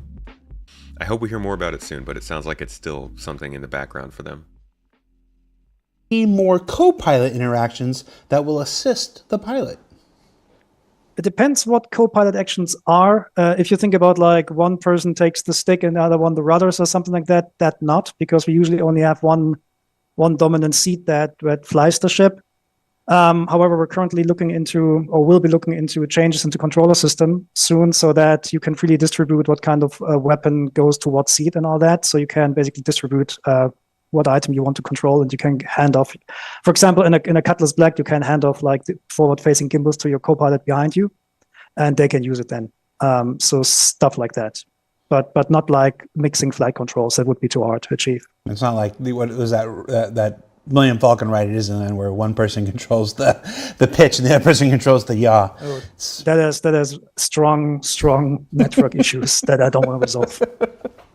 My understanding of co-pilots these days is they just make all the announcements to the rest of the passengers. Yeah. Oh. Or they do like checklists and whatever. I mean, you can still roleplay that if you want to. Maybe work into the resource management gameplay there. Yeah. Let's talk about master modes. We got a couple questions here about master modes. What is the current backlog of ships needing to be converted to master modes? A couple, 30, all? I think it's like all of them. Like, well, talk to me. The proper answer is all of them. I mean, I can't check how many I think we kind of expected that, right? flight controls we have, but we have like it's definitely in the triple digits. When we're gonna move the stuff over to the PU, we will not do it all in perfection at once. So we're probably gonna have like the speed tuning first. So basically limiting how fast the ships can go. And then we're gonna implement the actual handling changes of the ship archetypes, meaning like streamlining all the ships so that they feel similar, bespoke to the archetype that they're supposed to be in. And then we're going to go to the individual differences. So this will be like a multiple tier thing, which basically will take some time. I don't know how long that will take. I mean, this will be on Rich Towler's team, so he can probably give you a better when answer. But it will come in multiple stages. Yeah, okay. This is like engineering levels of ship change. Engineering is something that we have been watching them work on for, I think, 2.5, 3 years now.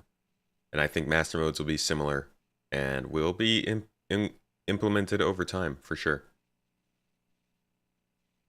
Been here about master modes, how long now? 1 to 2 years? We learned about it last year at CitizenCon. But yeah, master modes is going to be rough to implement. I wonder how the master modes implementation falls in line with Quantum Boost. I hope Quantum Boost doesn't get held up by master modes. It's one of those things where we invite people to always look at the public roadmap. That's your best indicator about when anything is going to come to a particular patch and whatnot. Following up on that, how much testing has been done on industrial haulers, miners, and other non-combat ships when it comes to master modes? Okay, so I don't think there's a lot. Okay, so don't misquote me here, but I don't think there's a lot of difference between combat ships and non-combat ships in Star Citizen. All ships are, first of all, they're ships. They have thrusters, they have shields, they have weapons. The civilian ships, they might have a little bit more protection than others, but they will all be like, they will all play by the same rule set. We did a little bit of testing with like constellation-sized ships, but the thing is, like, the bigger the ships are, the more unique they are, and the harder they are actually to, put them into a pattern. We actually did not test too much on the really large ones. But long term, in terms of the combat gameplay, you can expect that fighters will not have an easy time around larger ships. So that's all I can say about this at the moment. Gotcha. So I don't know. So the next question here says, how will master modes affect ships that don't use main thrusters, like the Captial, the Santok Yai, or the Miss Fury?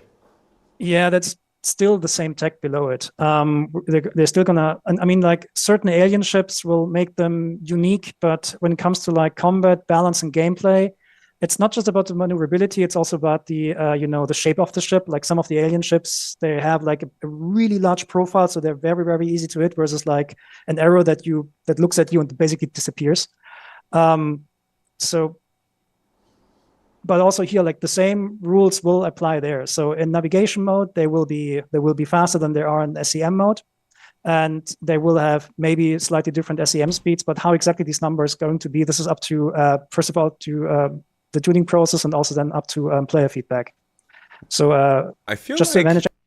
I hope he's not saying that the flight profile for an alien ship will be the same, right? Because the whole point of their primary thrusters is that they can move in each direction super. Like, let me go back to their video on the flight system.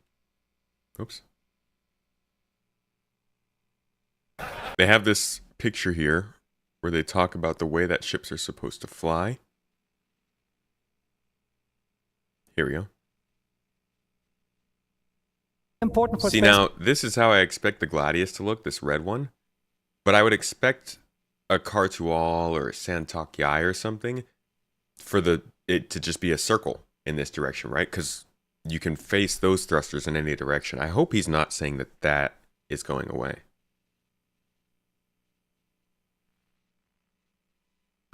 Also, the idea that like every ship is the same and master modes will affect them all the same. I get where he's coming from, because all ships are the same and you can use them all for anything, but some ships are definitely more focused on combat, and in my C1, I'm definitely not going to have the same sort of backup as I do on an A1 with a turret. So I get where the question's coming from, but I need to try it in person, in actual game, to understand if master modes isn't going to work. I don't see why it wouldn't work for non-combat players, but I need to try it, test it out. Expectations will not get this right on the first try, right? This will take some iterations to get right. So it sounds like a lot of the master modes work thus far is to single seat ships or individual craft. You said we've tried as big as a constellation.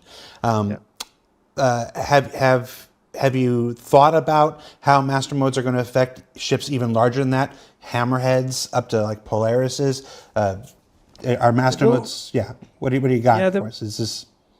They will also still have the same. They will have the same rule set still, right? Like, when they're in navigation mode, their shields will collapse, their weapons will be off. It's for them, it's more like if they want to escape from a fight, it's more about like how long they take up to spool up the drive and to align themselves and to get out of there, right? And how long they're gonna be vulnerable. But at the moment in the PU, the larger ships, they're very, very vulnerable. That's not the intention in the long term. So like, as an example, if you fly a Hammerhead and you're getting attacked by 6 fighters or something like that, in a Hammerhead you shouldn't worry about too much, unless that group of players or attackers is coming at you with very specialized equipment to take down large ships. That's the moment when you need to worry. So, I mean, the rule set in general about how larger ships benefit or not benefit from master mode, there's not that much depth in there. It's mostly to make sure that combat stays close to each other.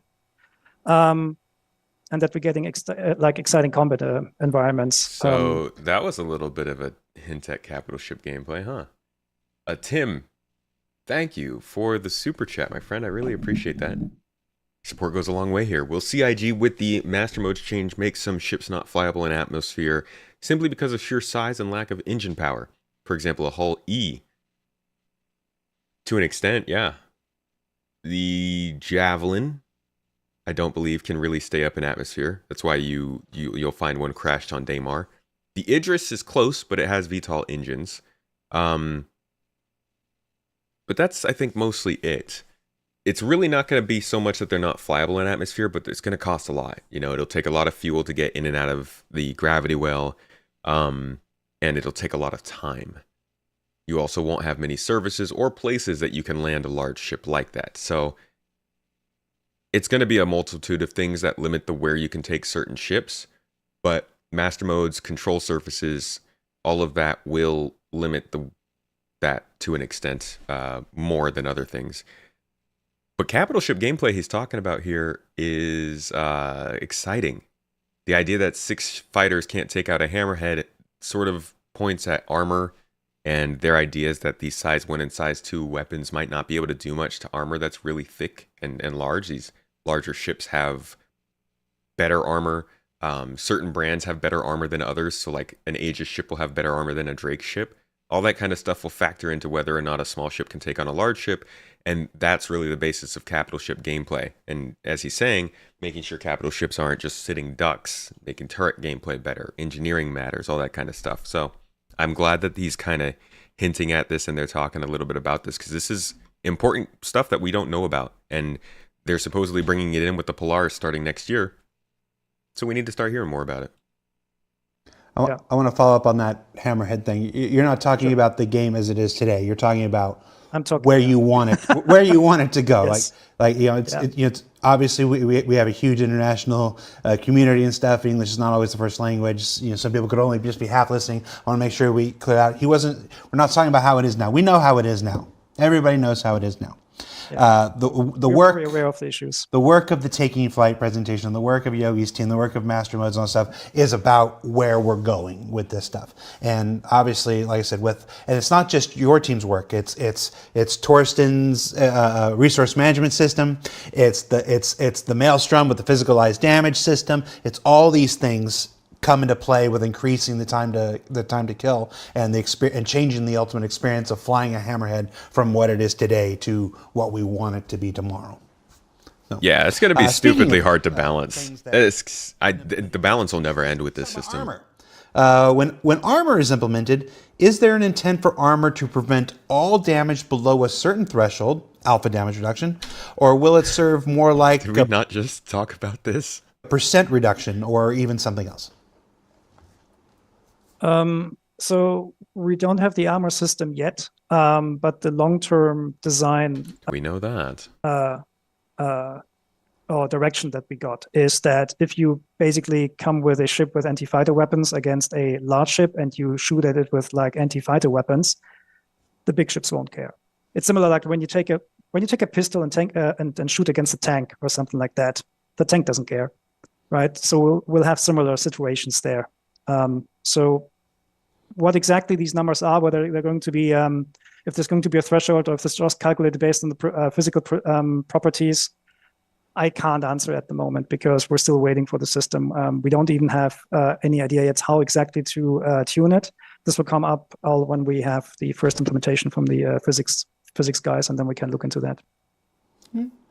Let's change. Surprised gears. armor is not complete considering Squadron 42 is feature complete. I'm assuming that they'll have the armor system complete for the ships that need it. Maelstrom damage system works with the Gladius already, so that's probably their standard. And then, apply it to the combat ships in that game. But yeah, you would think that it would be at least feature complete. Maybe they won't have that system in Squadron. Maybe it's not really as necessary. I don't know. Almost like they keep moving the goalpost to keep the dev going forever. What goalpost? To be honest, I don't need, all of this stuff is pretty old news. The armor system isn't something that they've just added. Hotfix that's listed under the drop-down menu. What is this for? Do you have to rename a folder to install this hotfix on the launcher? I haven't seen a hotfix yet. Shouldn't have to rename the folder. I'm not sure what that is, actually. Armor's going to be huge for the game. Can't wait to see how it works. Samesies. They have more than $500 million in funding to spend. Well, they've made more than $500 million. They don't have more than $500 million anymore. Targeting components and engines will be most likely for fighters against bigger ships. Yeah, or like turrets against bigger ships. Hotfix should already be applied to the main branch, so just ignore it. Okay, there you go. Yeah, Soulstalker, just ignore it, I guess. Goalposts are in Nyx now. I thought they moved to Terra. Brand new home. Great for goalposts. Good atmosphere. No salt in the air. Here and go to an old chestnut. The turret gunner's experience. Any plan to make turret gunner's experience more desirable? For example, people love to gun on the Scorpius or Hurricane, but not so much in a Vanguard, Cutlass, Super Hornet, etc. What you got? Anything? So right now I'm actually working on the gunnery experience for the turrets. You've seen the precision targeting. Sorry, I need to think about names here because we called it ADS in the past, but it's called the precision targeting system on ships now.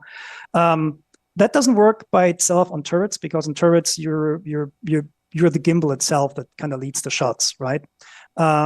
So the thing I'm currently looking into is adding gimbals on turrets themselves, so that even in turrets you can go to the precision targeting mode and you have a little bit more gimbal control, and you can theoretically use manual and auto gimbal modes. That will all add to that. Also, the new aiming system has enough flexibility built in so that we can exaggerate the as long as performance of the weapon.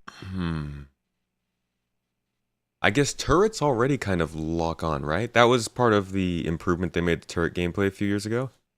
That they kind of auto gimbal to help you hit your targets. I was going to say, maybe the auto aim wouldn't be great for turrets, but I guess it already does that. And the whole point is that turrets are actually supposed to be kind of scary, so I guess they should be a little bit overpowered as a defensive measure. Performance of a turret, we can, for example, easily by saying, hey, this guy, like this weapon, if you use it on a turret, it's 50%, has 50% higher projectile velocity or so. So there's quite a lot of like stuff that 50% higher, saying, hey, this guy, performance or the weapon performance of a turret, we can, for example, easily by saying, hey, this guy, like this weapon, if you use it on a turret, it's 50%, has 50% higher projectile velocity or so. So there's quite a lot of like stuff that's happening right now in preparation for moving all these features over to the PU. It's a little bit of an arbitrary stat boost, isn't it? I don't know about that. What I think you said, like, why is a Scorpion good, or a Scorpius good, but a Vanguard bad on the turrets? I don't really understand where the difference on the turrets are, because they basically are top-mounted turrets that go all the way around. So if there's like a difference in, I don't know, in gimbal speeds or something like that, that's just tuning. So I would assume that over time, like, these values will be a little bit more streamlined. Okay. Is there a problem with the Scorpius turret that I don't know about? Secret? Alex McClay 2000 in the chat asks, what's the difference between armor, physicalized damage, and Maelstrom? Well, physicalized damage, the physicalized damage system is like the overarching umbrella. That is everything that determines that is involved in a systemic, physics-based damage and destruction system of your ship. Ship, vehicle, outpost, whatever. Maelstrom is the destruction part. It's how those items break apart into physically based pieces, fly all over the place. Armor is the value of the value of the materials. Whether it's everything has to have an assigned material. Is this part steel? Is this part concrete? Is this part sand, whatnot? And then the third part that's not mentioned in there is piercing and stuff, is ammunition and weapons and stuff, being able to pierce through those things to damage damage subsequent layers and stuff. All those things and one or two more things that are escaping me right now all make up what's called the physicalized damage system. And we're actually hoping to have kind of a big kind of primer on this, which is why it's off the top of my head here, in the new year. Probably not until March or April, quite honestly, because we still want, there's still a couple more things we want to come online to be able to show you. But to answer that very question, but you can get the 10-cent version here. Will QEDs block a ship from switching into nav mode? Switching into nav mode, no, but it will block the positive effects from being in nav mode. So if you are on a QED device, you will not enjoy nav mode speeds, but you will enjoy the lack of shields. So yeah, that's like you can always switch the modes, but the effects are the ones that will be inhibited. So I mean, you can be in nav, but it's not really doing you any good. Yeah, if you're getting attacked and you're on nav, you have an incentive to swap. Here's an important question. Can we get the ability to drink a water bottle or eat food while in the cockpit? I wasn't being facetious about it. It's important. Yeah, honestly, why can't I do that? Your hunger and thirst. Why do you limit my hands and mouth in the cockpit? While you're in the cockpit of your single-seating ship, like a Gladius or something, is pretty important. What can you tell us? Isn't it an Inesh question? I don't know. Sorry. I mean, Inez, if you play games, like stay hydrated, that's important, right? So drink your water. Speaking of which. All right, I'll see if I can. I'll see if I can follow up with Inez and get the answer. I'm sorry, I really don't know. All right, then we'll go back to atmospheric flight. No, we already touched on that one. How are ships without wings or large VTOL engines, such as the MSR, expected to handle an atmosphere, if at all? Oh, you mean the Caterpillar. ships that have the aerodynamic profile of a brick? Yeah. They will still fly. How the heck is a caterpillar? We haven't completely discussed how well they will fly, but similar to the current aerodynamics model, like it would be I mean, we've discussed it, right? No, but we sit here and discuss nonsense all day, so I get that. fair to lock out complete ships out of that experience and basically make it super, super realistic. It would also be very punishing if somebody buys an Aurora. I mean, Aurora is like the shape of a brick, right? So it doesn't have any lift at all. But also those they will fly. Not sure if we, for example, how we're going to tune it. I mean, theoretically we could. Sure. We've waited so long for this. Give them a higher stall speed, so that people need to fly faster for prolonged periods of time to keep their altitude or so. But I don't know yet. I mean, if a ship is sufficiently fast. I feel like I've made multiple videos about this topic. I'm actually very surprised that they don't have a better answer for how poorly shaped ships are gonna fly. Man.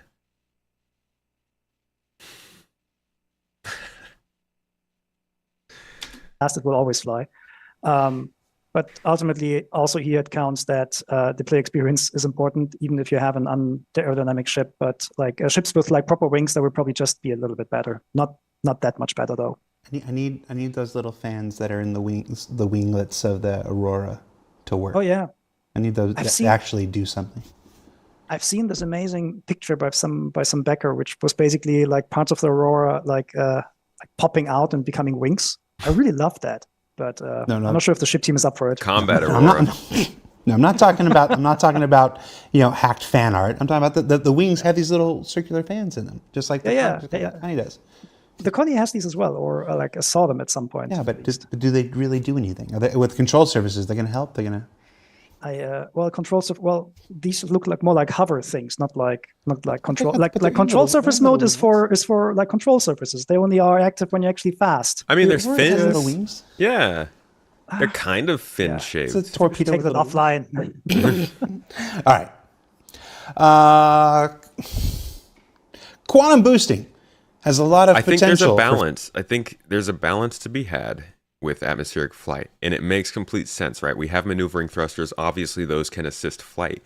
The whole point, and this is what I don't get, the whole point he just talked about this was that at some point your maneuvering thrusters are doing too much work, and that heat makes it harder for you to stay in the air. So you don't necessarily drop out of the sky, but your ship starts to take damage and wear. I don't know where like the disconnect is. They've talked about this. And even in this conversation, they've kind of mentioned it. But when it comes to larger ships flying in atmosphere, there's still not really any sort of design behind how that gets applied to them. It's weird. Yeah, maneuvering thrusters are supposed to be weak according to master modes. Weak enough to assist flight. That's why they would overheat over time. That's why they would get wear and damage. You're going to be able to get a bottle to drink while wearing a helmet. You got to figure out how to get the bottle inside your helmet, I guess.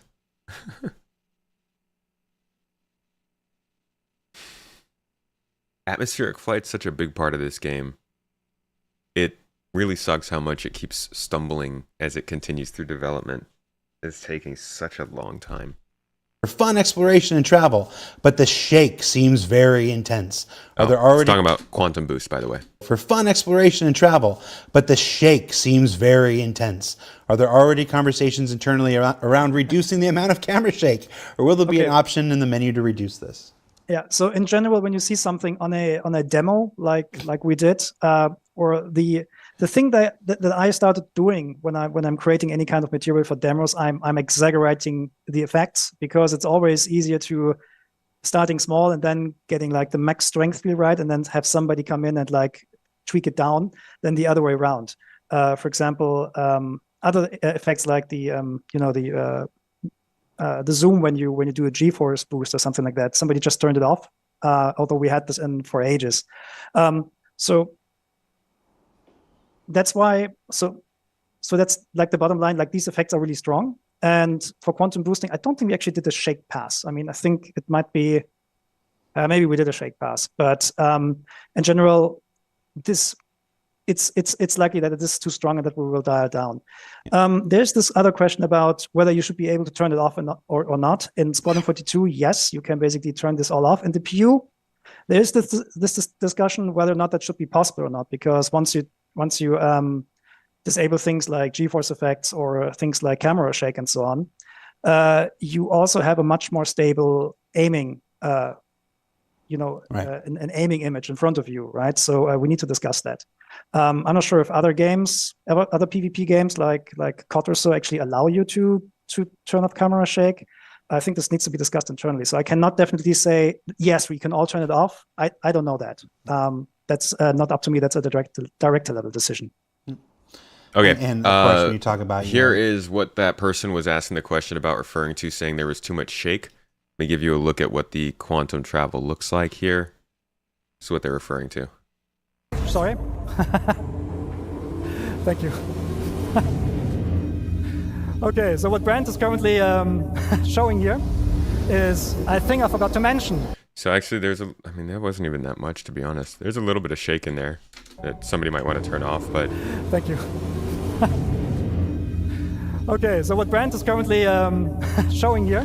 It seems honestly like the shake is mostly related to like how good you are at staying in the bubble. Like if you look at this first version of quantum travel they do, you can see that he starts shaking a ton because he's kind of like off aim.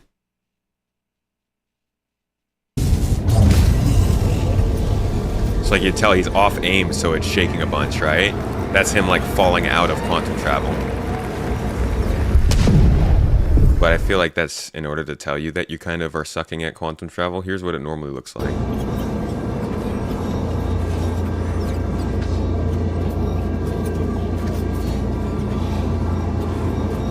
Was it the shaking during boosting they were mentioning? Am I dummy?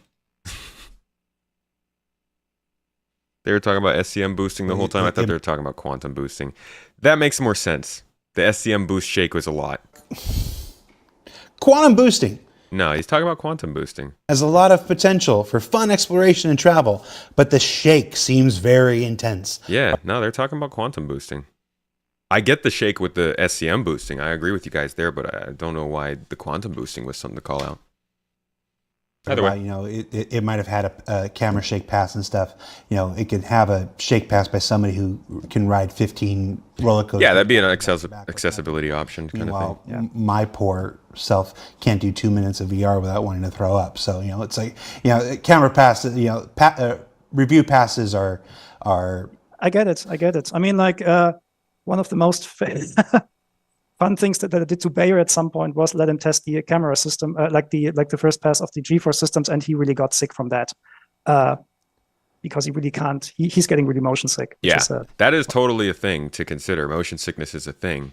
So like there shouldn't be too much mandatory shake. But you know, the smallest, littlest bit I think is nice for immersion. well, I'm sad for him. So I get it. Like there's an accessibility issue, but I cannot give like definitive answers there. But the issue is known, and we'll talk about this in time before we move it over. And honestly, if you did, I wouldn't believe you anyway right now. It's too early in the thing. There's still too much development to go between here and there. Yeah. So anything can change. You know what they say, the only constant in game development is change. Will there be an option for a higher level of zoom in precision targeting mode for artillery ships like the Ares Ion and Perseus? It's an interesting question. I mean, I'm not sure. We'll see. So what the gameplay is not about, we don't have sniper gameplay or something like that, right? Like if you fire from like 8 clicks with an Inferno or with an Ion against a target, this is not sniper gameplay because the bullet will be traveling for quite a couple of seconds before it goes there. So this doesn't really work. So I don't think having a super strong zoom actually helps. The other problem with zoom is that if you have like a very tiny, like a zoom basically reduces the field of view to just a couple of degrees, right? Once you get down to like, I don't know, 10 degrees or something like that, you have the problem that the background might look really, really bad, like because then things like background texture resolutions come very much into play. Also, having such a strong zoom doesn't really add a lot. So, but also that the extra zoom strength are up for discussions. We'll probably just ship it out with the first revision. We might even have it too on different operator modes, where different operator modes have different kind of zoom strength.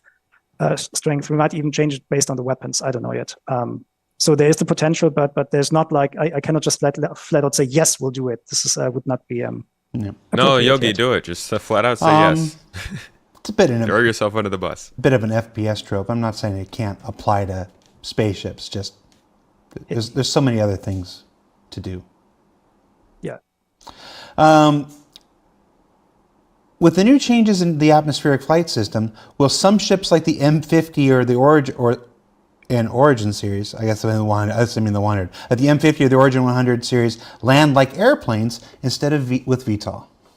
Oh, I really would like to have that, but I don't see that in the near future. You mean because these actually have wheels, right, on the landing gears?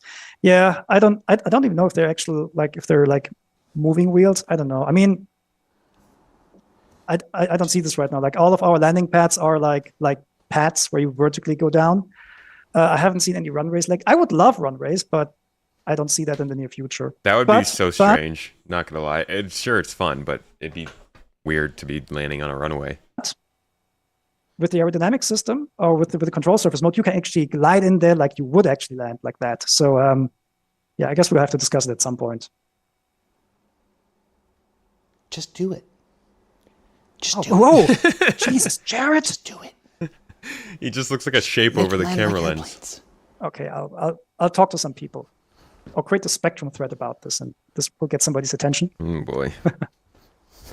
I'm not an artist. You don't want me to build a runway. I wonder how much internally they joke about Spectrum threads at CIG. Like, you know that they, obviously to us, it's like, oh, Spectrum is a diverse community of conversation surrounding the game, but like,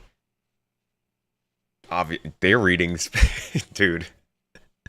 Anybody who's been on the internet knows that conversations can get pretty wild when people get passionate, and Spectrum is a passionate place. You agree with Jared there? You'd prefer car mode over runways? Like taxiing in them?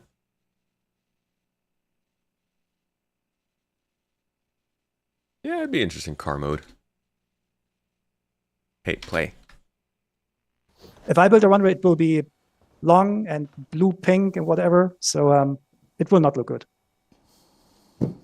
Okay. Let's talk about ship weapons, or more specifically, ammo. Will ammo for ship weapons ever be decoupled from the weapon itself? Oh my god, I love these questions. Right now, ammo is basically inside the gun. Don't disappoint me. Ammo storage that varies by ship archetype and carrying extra crates of shells aboard larger ships be a thing we could expect to see. we talked about this internally quite often because from a balance point of view, this is also what I would like to see. Basically sacrificing hard points for bigger ammo storage or something like that. At the moment, we do not know how to properly do it. We had some talks with with Thorsten and the Resource Network people about how to do that, having ammo belts and so on. That could theoretically do that, but at the moment we don't have a proper plan for that yet. Long term, we absolutely would like to have that because it also allows logistical mechanics behind that where you can just serve as an ammo bearer for somebody else and so on. So nothing concrete yet, but in terms of balancing, I feel like I'm back in 2019 sometimes. it actually hurts us because sometimes our weapons are mounted on different types, and if I have a size 3 ballistic repeater on a medium fighter versus on a heavy fighter, I think on the heavy fighter it should have more ammo, right? Because it's just chunkier and bigger. And at the moment we cannot do this, so this is actually an annoying problem for us as well. Bloss, he's not saying there's no ammo reload. He's saying will it be separated boxes and stuff. We still have, there are still ships like the Vulcan. What's the other one I'm thinking about and stuff and stuff like this. And there's still it's talking about just complete separation of every single ammo type from every single weapon. And he's saying he wants to do it. He's just saying there's no active in progress thing for it right now. At the moment we can't do it. I'm not sure if we actually had different ammo types for the same weapon, because usually we're balancing our weapons with a specific ammo type. But I mean, this can also change. I mean, at the moment, there are bigger fish to fry first, but... Why am I looking at me when Yogi's talking? There you go. Dang, guys, the Vulcan is so far away. Oh, God, I hate going year after year and we're getting industrial gameplay. Salvage is coming along. Mining is in a good place. Refining is being worked on. Engineering, cargo hauling, all these things are being worked on. And then you get to these things where you're like, okay, how about reloading? Sure, it's not being worked on, but I'm guessing it's, that the design point has been made and all that. And then you hear in there, they're just like, yeah, we don't know how that's going to work yet. And you're like, gosh, just popping my balloon. We'll have to wait and see. There are more people moving into Star Citizen from Squadron. So, let's see what happens in 2024 in terms of how their development increases and what we start to hear about other features. Because if they start to talk about these other features more often, then it would be a noticeable change from before. But as of right now, this is a lot of what we heard before. Not about everything, but still about some things. I'm just telling you, you were talking, I was looking at my dumb face. I'm like, why am I seeing my dumb face when Yogi's talking? I always see my dumb face when I start talking, because then my Zoom preview call swaps up to the other one, so I see me twice, just one time delayed. I would rather look at you into the face. Yeah. No. All right. Let's see. What other big ones? I mean, we're in OT right now, so let's see if we can make sure we get some big ones while we got you here. Okay. Why the choice to go towards space drag style SCM combat? One of the unique elements that Star Citizen had was the full 6 degree of freedom speed limit, with acceleration being the defining difference between ships. Did we drop 6 degrees of freedom? Did I miss a memo? No, we did not drop 6 degrees of freedom. We just, it was always, ideologically or theoretically, you could say, yeah, we clamped down a lot of this stuff, but the flight model in Star Citizen always had a speed limit, and we're still having the speed limit. We just made it lower. And with the boost space, where the draggy stuff comes from, we made it a little bit more dynamic. The thing is that we actually tested what fun combat engagement speeds are. So I think 18 months ago, I did a blind test. So I invited people from PET and from the VGPU team, and just had them play PvP scenarios in Arena Commander, but I turned off the acceleration, like the G meters, and the speed meter. So they didn't know how much they accelerated, and they didn't know how fast they were going. And guess what kind of speeds they liked most? No, that's good. That makes sense. 120 meters per second. Yeah. And I thought that was too low. That's slow. 120 meters per second is very, God, that feels so slow in space. We basically pushed up a little bit far, but I'm pretty sure that the combat speeds we have right now, so that they're so low, they're actually helping the combat geometry and the fun in the game. I'm looking forward to trying it out. I haven't done much master mode stuff, but maybe we should have a stream where we just go in and test that out and fight. Paul, you started yesterday, saw the 2023 beginner's guide. I hope it helped your experience, my friend. How'd it go? How was your first day? It could be really good, it could be really bad. It could also be anywhere in between. What are your thoughts of the game so far? You like to go fast? Oh, I love to go fast. But I want to have the most fun doing combat, and if that means slowing me down, then I'm going to take that. So, I'd like to test this out and see how it treats me. You didn't even notice the lowered speed when you tried? You down to test it out, Tim? Cool. Master mode is so much better than the current. You died a lot already. Hey, you can see in the bottom corner of my stream here, I have a death counter. You will die a lot. And you will be the reason for those deaths a lot. So, don't feel bad. You've been doing a lot of Vandal Swarm and Master modes, and you've been finding it a lot more fun.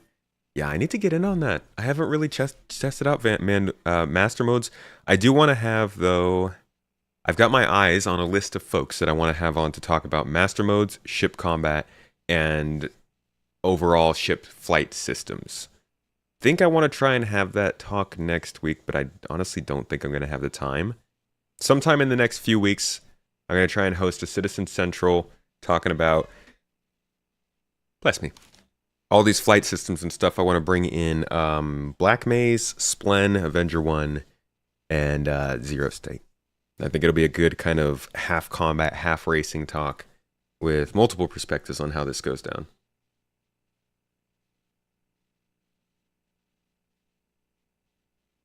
Speed is not the issue, it's the emphasis on forward movement makes 6 degrees of freedom less impactful.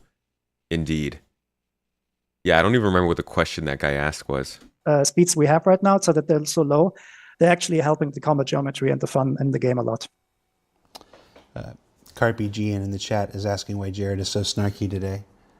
Now I know what my mom's Twitch account is. Hi, Mom. And then the chat is like, today? Just, as time goes on, I become more and more me. Sorry, everybody. Let's talk about we've talked a few times about flight surfaces and control surfaces and what happens if you don't have wings. But let's flip that here for this next question. Flight surfaces would obviously not function in all planets, as ailerons and rudders that work on Earth do not work on Mars and Venus, for example. So how will a ship's Earth Atmo-like flight control surfaces fare in other atmospheres like high density or low density worlds? I mean, high density is good for aerodynamics because then the rudders get much more, or your control surfaces get much more authority. Low density is basically the same case when you come in down to a planet. And the air in this case is so thin that you actually cannot turn your ship. So in this case, the thrust is actually helping you out. The current control surface model actually has this transition period between 0 and 0.2 bar, or atmospheres, sorry. I think it's the same, whatever. I'm not a physics guy. The input or the acceleration output from the control surfaces and your thrusters are actually mixed, and they're being shrunken down the closer and more denser the atmosphere is. So when the atmosphere is dense enough, then the control surface fully take over. Until then, the thrusters still rotate you and so on. So there's this transition period, so it should work out of the box. If you go to a moon with like no atmosphere, it's your thrusters that are doing the work, not your control surfaces. So this is going to be incredible to balance as well, because a denser atmosphere means that yes, your rudders and control surfaces make more of a difference, but also you are going to be pushing through a thicker fluid, which means more stress on your thrusters and more fuel usage. So I wonder if you're actually going to notice increased wear, but also increased maneuverability in a denser atmosphere. Whereas with a lighter atmosphere, You'll have reduced drag, you'll have reduced wear on your thrusters because of that, but you won't be able to maneuver with your control surfaces as much, so you'll still have to depend on your thrusters for that control. So does that balance out and it's kind of like flying normally? That's so strange.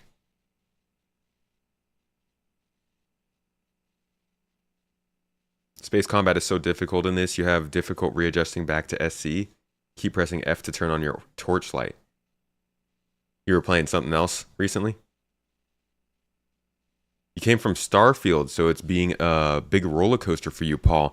Did you know about Star Citizen before Starfield? Or did you know Star Citizen, try Starfield, and then come back to this? I'm very interested in hearing more about the people who discovered Starfield and then are coming over to Star Citizen as a result of not getting enough. I think that's actually more interesting than the people coming from Elite Dangerous, because now you have to ask the question, can you play Star Citizen single player like it was Starfield? Oh, Samborshi, you came from Starfield as well. Yeah, space combat in this game will be a lot more involved than Starfield. More rewarding, more difficult, more involved. Definitely a much higher learning curve, so I'd take it slow. Consider joining an org. It's very, very easy to learn when you have people who are there to answer every question you have. Even if it just means having that Discord server to lean into. We have one, by the way, if you'd like to join !org or !Discord will make it pop up. A lot of people there will be happy to help you. Welcome. And let's see. Welcome, by the way. Welcome to the verse. Happy Citizen Day. What we do, we squeeze. Let's squeeze one more. Let's do a blue sky question. Blue sky. Go. Blue sky. Blue sky. What is Yogi's vision for the future of large, non-capital ship combat? Paint us a picture with words, Yogi. Wait, So what? Large, non-capital ship? Capital ship combat. Yogi's vision for the future of large, non-capital ship combat. Does that mean like dogfights with a lot of small ships? Is that what that means? I guess he's about to explain. That's why you're here. SC has more of what you think you were looking for. Does that include multiplayer? Or are you mainly talking about game features? You had more interest on Star Citizen, okay. Yo, we got a raid! Look at it! Look at it! People raiding. Stop rewinding. Don't tell me to stop rewinding. I like rewinding. Hello, everybody. Welcome in. I see a lot of red hair in the chat. Becky on Blast, thank you so much for the raid. Appreciate you. Can we get a little shout? A little hello. Thanks for dropping in with the folks. Y'all were doing some Star Citizen, I presume? Whoops. There we go. Give me a look. Yeah, Star Citizen, nice. What was, how'd it go? How's your day going with the stream? Can I rewind more? God, you guys. What was the secret code for? Secret code was for, my giveaway. I'm giving away an A1. Should be ending here pretty soon. And you can put the secret code in there to get a couple more points in. Tactical Mindset, thank you so much for the sub. Appreciate you. Number 2 of the day. We're working through our goal. Goes a long way. Welcome in, everybody. If you're just getting in here, we're actually wrapping up a talk here about Star Citizen flight systems, atmospheric flight, quantum travel, time to kill, all that kind of stuff. We'll be checking out a couple other videos from Star Citizen, so I'll be live for another half hour or so, but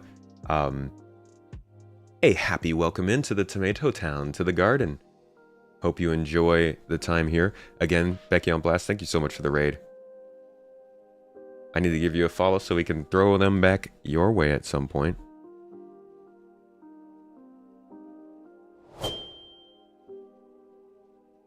Was watching and chatting a bit with Becky last week. She's a cool lady. Awesome. I love seeing more people coming into Star Citizen to stream and support and make content.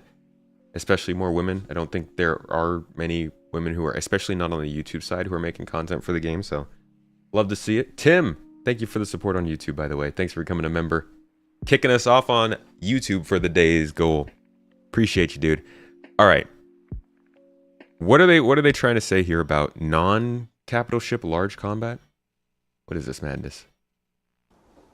Paint us a picture with words, Yogi. So non-large It says large non-capital ship combat, but Okay. What is a Wait, hold on a second. I'm sorry. For some arbitrary reason that I have no idea, I need to rewind this a little bit. My bad. non-capital ship combat, but okay. What is a I mean, I just read that. That's what they wrote. Let's assume that they meant capital ship combat. I think that's probably what more people are interested in anyway. So paint us a picture. Okay, so Don't write any checks, but just this is what you would like. This is what you would like if we get to do it. If all the cards fall where they're supposed to. Okay, so far which this is not my vision. This is basically what like management is giving us or gameplay direction is giving us. But what we see so far is that we have like dogfighting, and the bigger the ships are, the more the combat will turn from dogfighting into a naval style combat. So when you have big ships fighting against each other, they will not necessarily be like really close, but they will fight over relatively large distances, so there's enough space in between to fight. They will fire long-range cannons, they will fire torpedoes, they will fire other things, and the gameplay there resolves more around DPS appliance and trying to get the shortest time to kill on the other enemy. So, and if you have capital ships as opposed to fires, they're going to have very deep gameplay with the resource network, where Torsten's a better person to talk about this, right? But where you maximize your damage output against other ships. It will your damage output against other ships. It will also resolve, like the maneuvering for pilots will more resolve around exposing the strong sides of the ship. Like if somebody is focusing on the left side of the shields or something like that, then they would, for example, turn the ship around to expose the other side. At the same time, you want also to expose the sides of the ship that have the most working turrets, or maybe the turrets with the best loadout for attacking this or that target. So that is roughly what we're going for. So large ship will mostly be naval style combat, but of course in 6 degrees of freedom. So, but it will not be dogfighting. Okay, and then How do I you- think I might understand the question now. So that's capital ships. And what about the sub-capital? I think it's part of what they meant by non-capital. Yeah, that's what I was thinking. I don't know why they bring up capital ships if you want to learn about large ships, but how do you force people to take advantage of like parasite crafts and stuff when you're doing large scale gameplay? Because like, wouldn't everyone just want to be in that same ship that's safe? How do you convince people to go out in their fighters and actually attack each other? I guess you start sending out ships and EMPs and torpedoes, and then the other team wants to send out things to combat that. So the ranges, I guess, for capital ship combat will have to be higher. They'll have to figure out how to get people to stay a certain amount of distance from each other so that there's enough sort of battleground in the center. It could be really exciting. I can't wait to see how it plays out, obviously, over the next year with the Polaris coming out. Capital. They're interesting, yeah. So it depends on the ship, right? For example, if you take a look like a constellation, the constellation. Let's go bigger than constellation. Let's look at like Polaris. I know. There's all this argument about Let's assume there's Javelin up here. Now let's get smaller. Perseus, Polaris, Hammerhead, those kind of things. It depends on the ships and what kind of roles they have. I can't talk too much about the Polaris, but for example, the Hammerhead has a specific role in such like a big capital ship battle. Capital ship combat. You heard it here first, everybody. So it has a specific role, right? And the other ships, it will care about the fighter cover. It will not fare well against similar sized opponents that are purposely built to take down similar sized ships. So it depends always on the ship. Like some ships have like they rely a lot on turrets. Other ships, I'm just saying that, I wanted to say the Constellation here because the Constellation is a very forward centric ship. It has like these massive size 5 mounts which face forward. So this thing, like a ship like that, is obviously not relying much on the turrets to do like the alpha damage against larger enemies. So there will be a transition period between the size of the ships and how they maneuver, but that's all combat details. But I mean, like the bigger the ship, the more it goes, the more it turns into this naval style gameplay. That's the intent. I think you did well. It's one of those things like this is the capital ship gameplay, and obviously there's going to be, I mean, even when I said it, I realized there's going to be arguments about what is a capital ship and what isn't a capital ship and Yeah. how big. He said it was subcapital, and I just meant smaller than a javelin. People, I don't have my whiteboard here with the full list and break it down and we had stuff some like that. categories like what is a sloop or something like that. But the thing is, like, we do not have too many ships of these categories. Sloop. So at the moment, like, building a category about that is probably not that useful. What is a sloop? We'll see how it all plays out. But I think that's like that was Sorry, I just really like that word. that was where my dream for Star Citizen always was when I was a backer before I joined the company and stuff. My Dude, vision who was- doesn't want to work on a capital ship? You know, like at some point, who doesn't want to just, whether you're a turret gunner or engineer or navigator or freaking janitor, like just being in a situation where you're amongst like 10 plus people working together to make something work and actually seeing that work and accomplishing things sounds like the coolest experience in gaming you can get, especially when it's a spaceship and it's in space. I mean, I guess it helps that I'm a nerd. It makes it sound cooler. Yeah, some people don't ever want to work on a ship, which is fine. Damn, that sounds like the absolute pinnacle for me. I love the idea of being part of a large conglomerate sort of effort towards something cool, positive, good. Was all, my thing that always Maybe a little bit destructive. appealed to me was that capital style gameplay. Also, like a Cannonball Run style race through 10 different star systems that I wanted to set up. But come to gameplay, help us make it happen. Also, I think it's good to mention, keep in mind, imagine your favorite space-based campaign game, right? It's basically Europe. You take a job in space on a ship doing something. That can happen in Star Citizen. You don't have to be on a capital ship that's controlled by another player.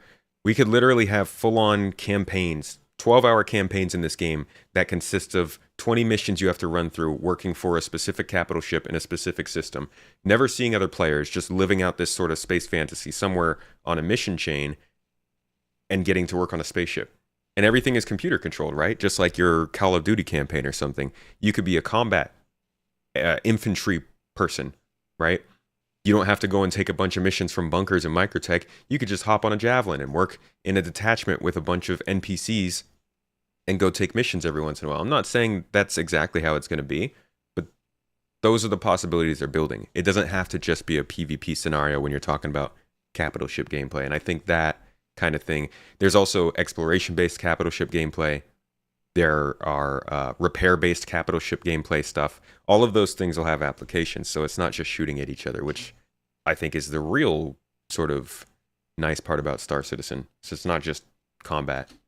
well, I mean, it's we're getting there as all these fundamentals go in. There's we're gonna have to stop. We're gonna have to shit or get off the pot here eventually. Doesn't do it. So Cool. just being real. I mean, it's got to happen. So Yeah, it will happen. Yogi, Yeah. thank you for hanging out. Thank you for answering questions from our community. Folks who are watching, we're going to get up. I think we're doing a raid here. I think we're raiding Bognagas here in a few minutes. Before we let you go, if you haven't, check out yesterday's Inside Star Citizen with the reveal of the Sulin. It's truly a one-of-a-kind spaceship. We were all super excited to reveal it to you on yesterday's ISC.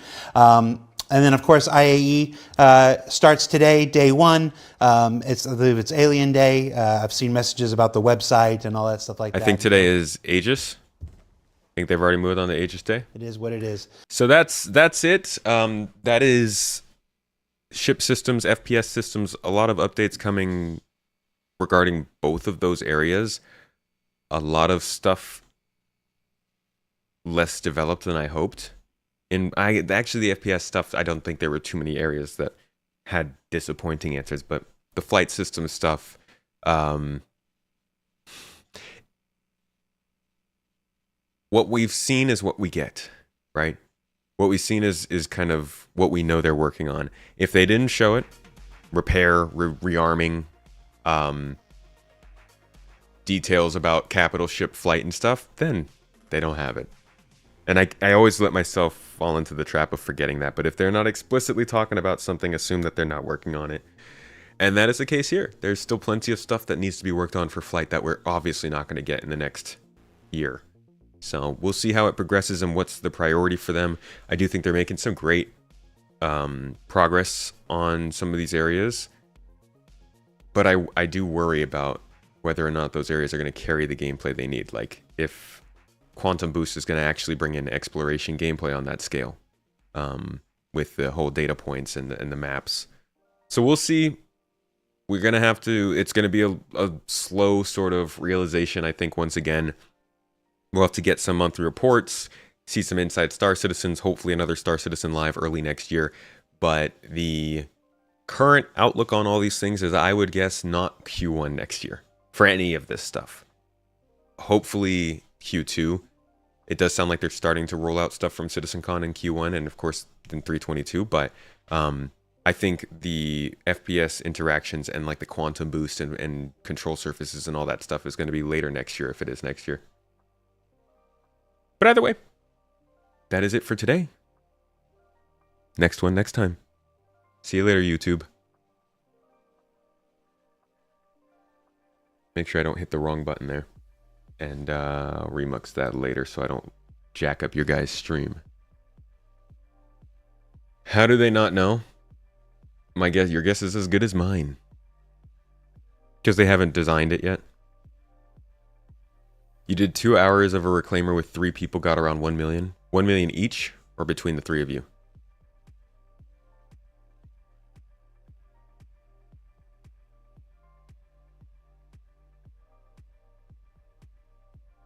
Oh, I'm not going anywhere, guys. I was just ending the YouTube video. You're good. I'm still here. We're not... Don't leave.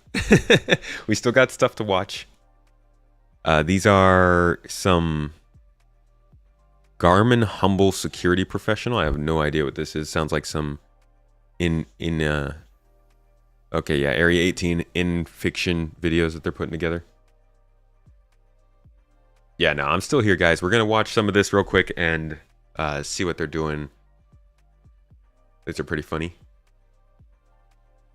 If you have a really good CCU to want to melt, would you be better off selling it on the gray market? I advise people to stay away from the gray market. But it's up to you. It was split 50, 25, 25.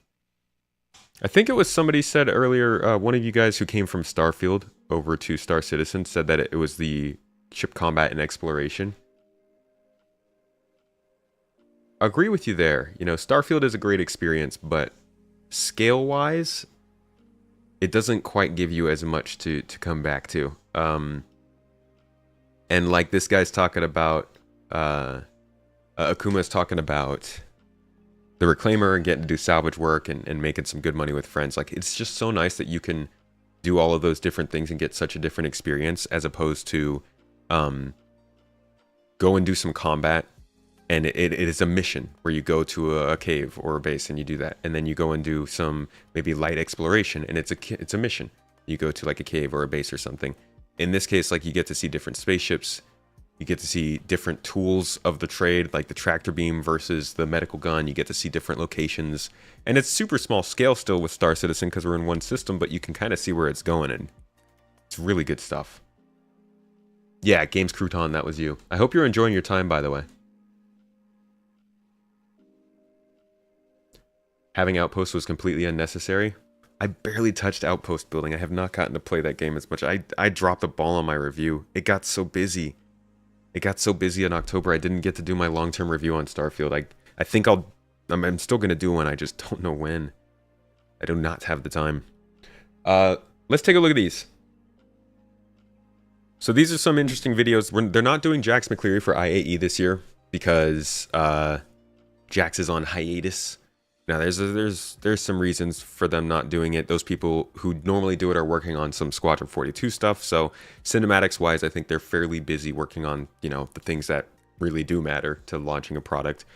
That being said, I love Jax. I love the IAE series. I think those are arguably the best video releases they do every year because they build out the verse so much.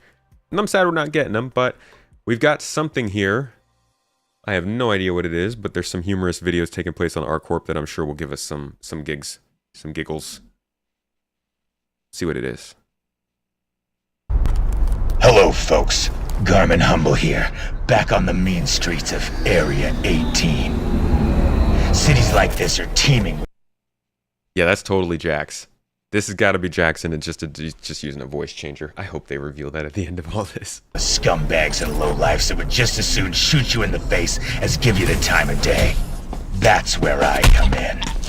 When preparing for patrol, it's important to check your armor, your sidearm, and of course, limber up. Staying loose is your #1 weapon when it comes to stopping crime. Trust me, only thing standing between you... Why can't I throw bottles that easily? That's actually... I would love to take someone down with a bottle. One weapon when it comes to stopping crime. Trust me, only thing standing between you and an unceremonious death in the gutter are security professionals like me. Don't test me. Oh there, buddy. Oh, take a step back now. Who the hell are you? Garmin Humble, freelance security A professional. freelance cop. Oh, for crying out loud. And coming with me. Die, fake pig. Armor? Check. Sidearm? This dude just came out with a knife immediately, jeez. Check. Should have stretched, scumbag.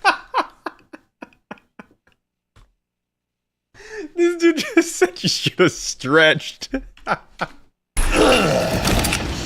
Should have stretched, scumbag. Don't worry. Oh man, I'm gonna take that. I'm sorry. You should have stretched, bro. Thank me. You're welcome. Stop the crime. Burrito time. You guys notice they're dropping the Star Engine logo in these things now? Oh, come on. Oh my god. Hello, time. Ah, I can't get to the end screen. There we go. They put the so yeah, they got Cloud Imperium, which is I think seen as a publisher, RSI seen as a studio, Squadron 42, Star Citizen, the 2 games, and then Star Engine's now the engine on here. Although it does still say here, what does it say? Portions of the software contain CryEngine 2004 to 2016. So they have to put that there, I guess. But technically they can say they're running the Star Engine. Yeah, this is good. I like the video. I also do really appreciate when these videos take place in landing zones. Because one of the things that they completely miss with this is that... Not completely, actually. I'm sorry. They don't completely miss it. The world building's actually pretty good. But players don't have any idea how these cities are supposed to feel. Like, these are supposed to be some pretty rough and challenging cities to be in. They're not just easy places. They're large metropolises with a lot of crime. And we don't really get that vibe from the city too much. So I like it when they show, like, the gangs and the people of these cities in these videos and put more of that world building in. I just hope we see it in the games more. Here's episode 2 of the same thing. Hopefully it's just as funny. Hello, folks. Garmin Humble, back again. And today, we're going after a high-profile bounty. Hey, bud, do me a favor. Stay here and watch the stalker for me. Little joke there. But seriously, never risk your shit if you don't have to, folks. Okay, so if my intel is good, and it always is, the mark should be holed up somewhere down in that little backwater. Probably dug in deep. This manhunt could take days, weeks, even months. This guy's well connected and... Oh. Wow. That's his ship there. Guess I better get down there. The mark is likely to be jumpy with a bounty this size. Could you imagine running a stealth mission like this and just be chilling right here next to all this stuff and be like, where is my guy? It's on his head. Not that the credits matter to me, of course. It's all about the justice. Oh shit, they're taking off already? Jesus. Okay, folks, here we go. Are you gonna get on the ship? Jeez, I didn't have time to stretch. Should have stretched, scumbag. Everybody just ignore how I mispronounced that word. There. All right. Now let's find this. Nope. You aren't the mark. Oh, hello. You, throw down your weapons and... Okay, so So much for bringing him in alive. These guys just don't stretch, huh? Who the fuck are you? Easy there, big guy. Don't make me use it. Oh, shit. Maelstrom!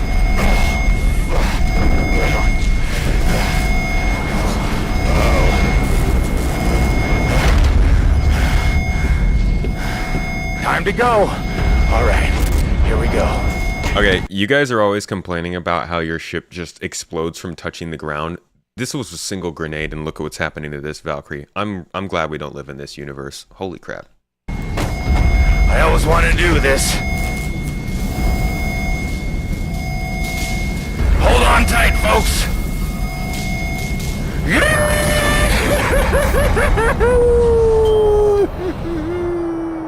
Oh, that... Mission complete. All right, he landed Here we okay. go. I eat. There you go. All right. So these are just little lore pieces for fun. Honestly, they're not really pushing any hey, is that our stream right there? Oh, that's weird. They're not really pushing any sort of ship.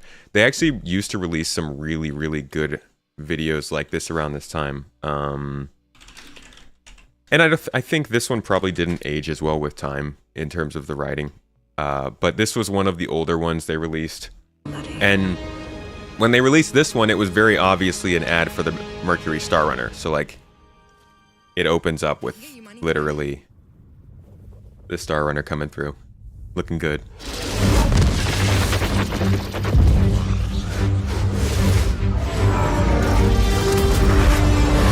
Come on, Dugan!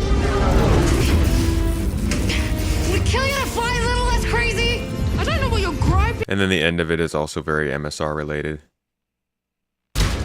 Or not. Hit the hatch, I'll get us off the ground.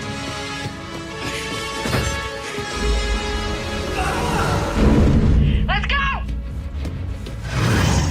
Better get us real high real fast before that ballista does it for us. Very Star Wars-esque story. I think this scene even is like very similar to the Millennium Falcon scene in The Last Jedi, I think it was. You got it handled? 50-50? Damn it, Maddie. Yeah, they used the wrong button. Dugan? Like, they did this exact thing in Star Wars. So, they like to do these little, like, in-lore videos. You can look this up. It's on the website. Sometimes they're Jax McCleary, sometimes they're other things. But it's just like they're trying to build the world. Star Citizen is very much a Imagine kind of video game enterprise sort of thing. So, like, a lot of... Because the game's taken so long to make, a lot of what has gotten people into the game has been sort of just thinking about the gameplay you want to do. And these sorts of videos do that for people. So they act as both good entertainment and also like general marketing for the game. Overall, though, I like that we have so much fiction and content like this to fill out the verse. Like you see other companies like Blizzard and Epic, I guess, do stuff like this. And I think it works well. Granted, this game is not as far along as something like Overwatch or Fortnite, but you get the idea.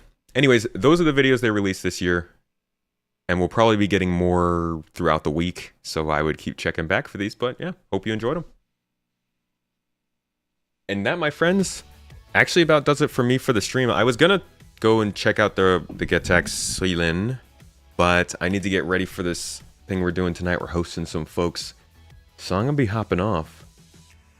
Hope you guys enjoyed the stream, though, and got to learn some stuff. I wish there was better news with the ship flight systems, honestly. But we are where we are. And it seems like things are getting better, but maybe not all at once. I will be back with you guys on Monday for another stream. Probably doing some chatting and talking, seeing... No, actually, I'll probably be hopping in game with you guys. Or not with you guys, but like we'll hop in game and check out some of the new gameplay on live and get started with testing some of the newer systems. I need to get some FPS reputation so we can see what kind of high-level data heist content we can get. So that's probably where I'll start out. So I'll see you back on Monday. It'll be a pretty regular week up until Wednesday for me. Tuesday. I'll be streaming Monday and Tuesday, and then I'll be off the rest of the week next week, as we'll be across country at Thanksgiving. And then I'll be back the following week. We'll finish up with some more IAE stuff, ship news. We got a podcast planned with the Flight Boys I talked about earlier. We got another one with STL Youngblood coming on at the end of the month. And then we roll into December with some good content. But until then, folks, appreciate y'all being here.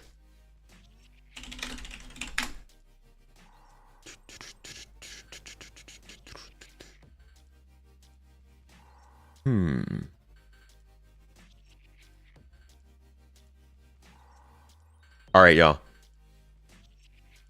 It's been good. I hope you guys have a great day. Enjoy your weekends. Have a good time. Yeah, Youngblood is awesome. Have a hug, folks, and I'll see you on Discord. Maybe if you are a member there. If not, consider it. It's a lot of fun. I like to chat. And yeah, go have a hug. See someone you like. Have a good day. Catch y'all later. Bye.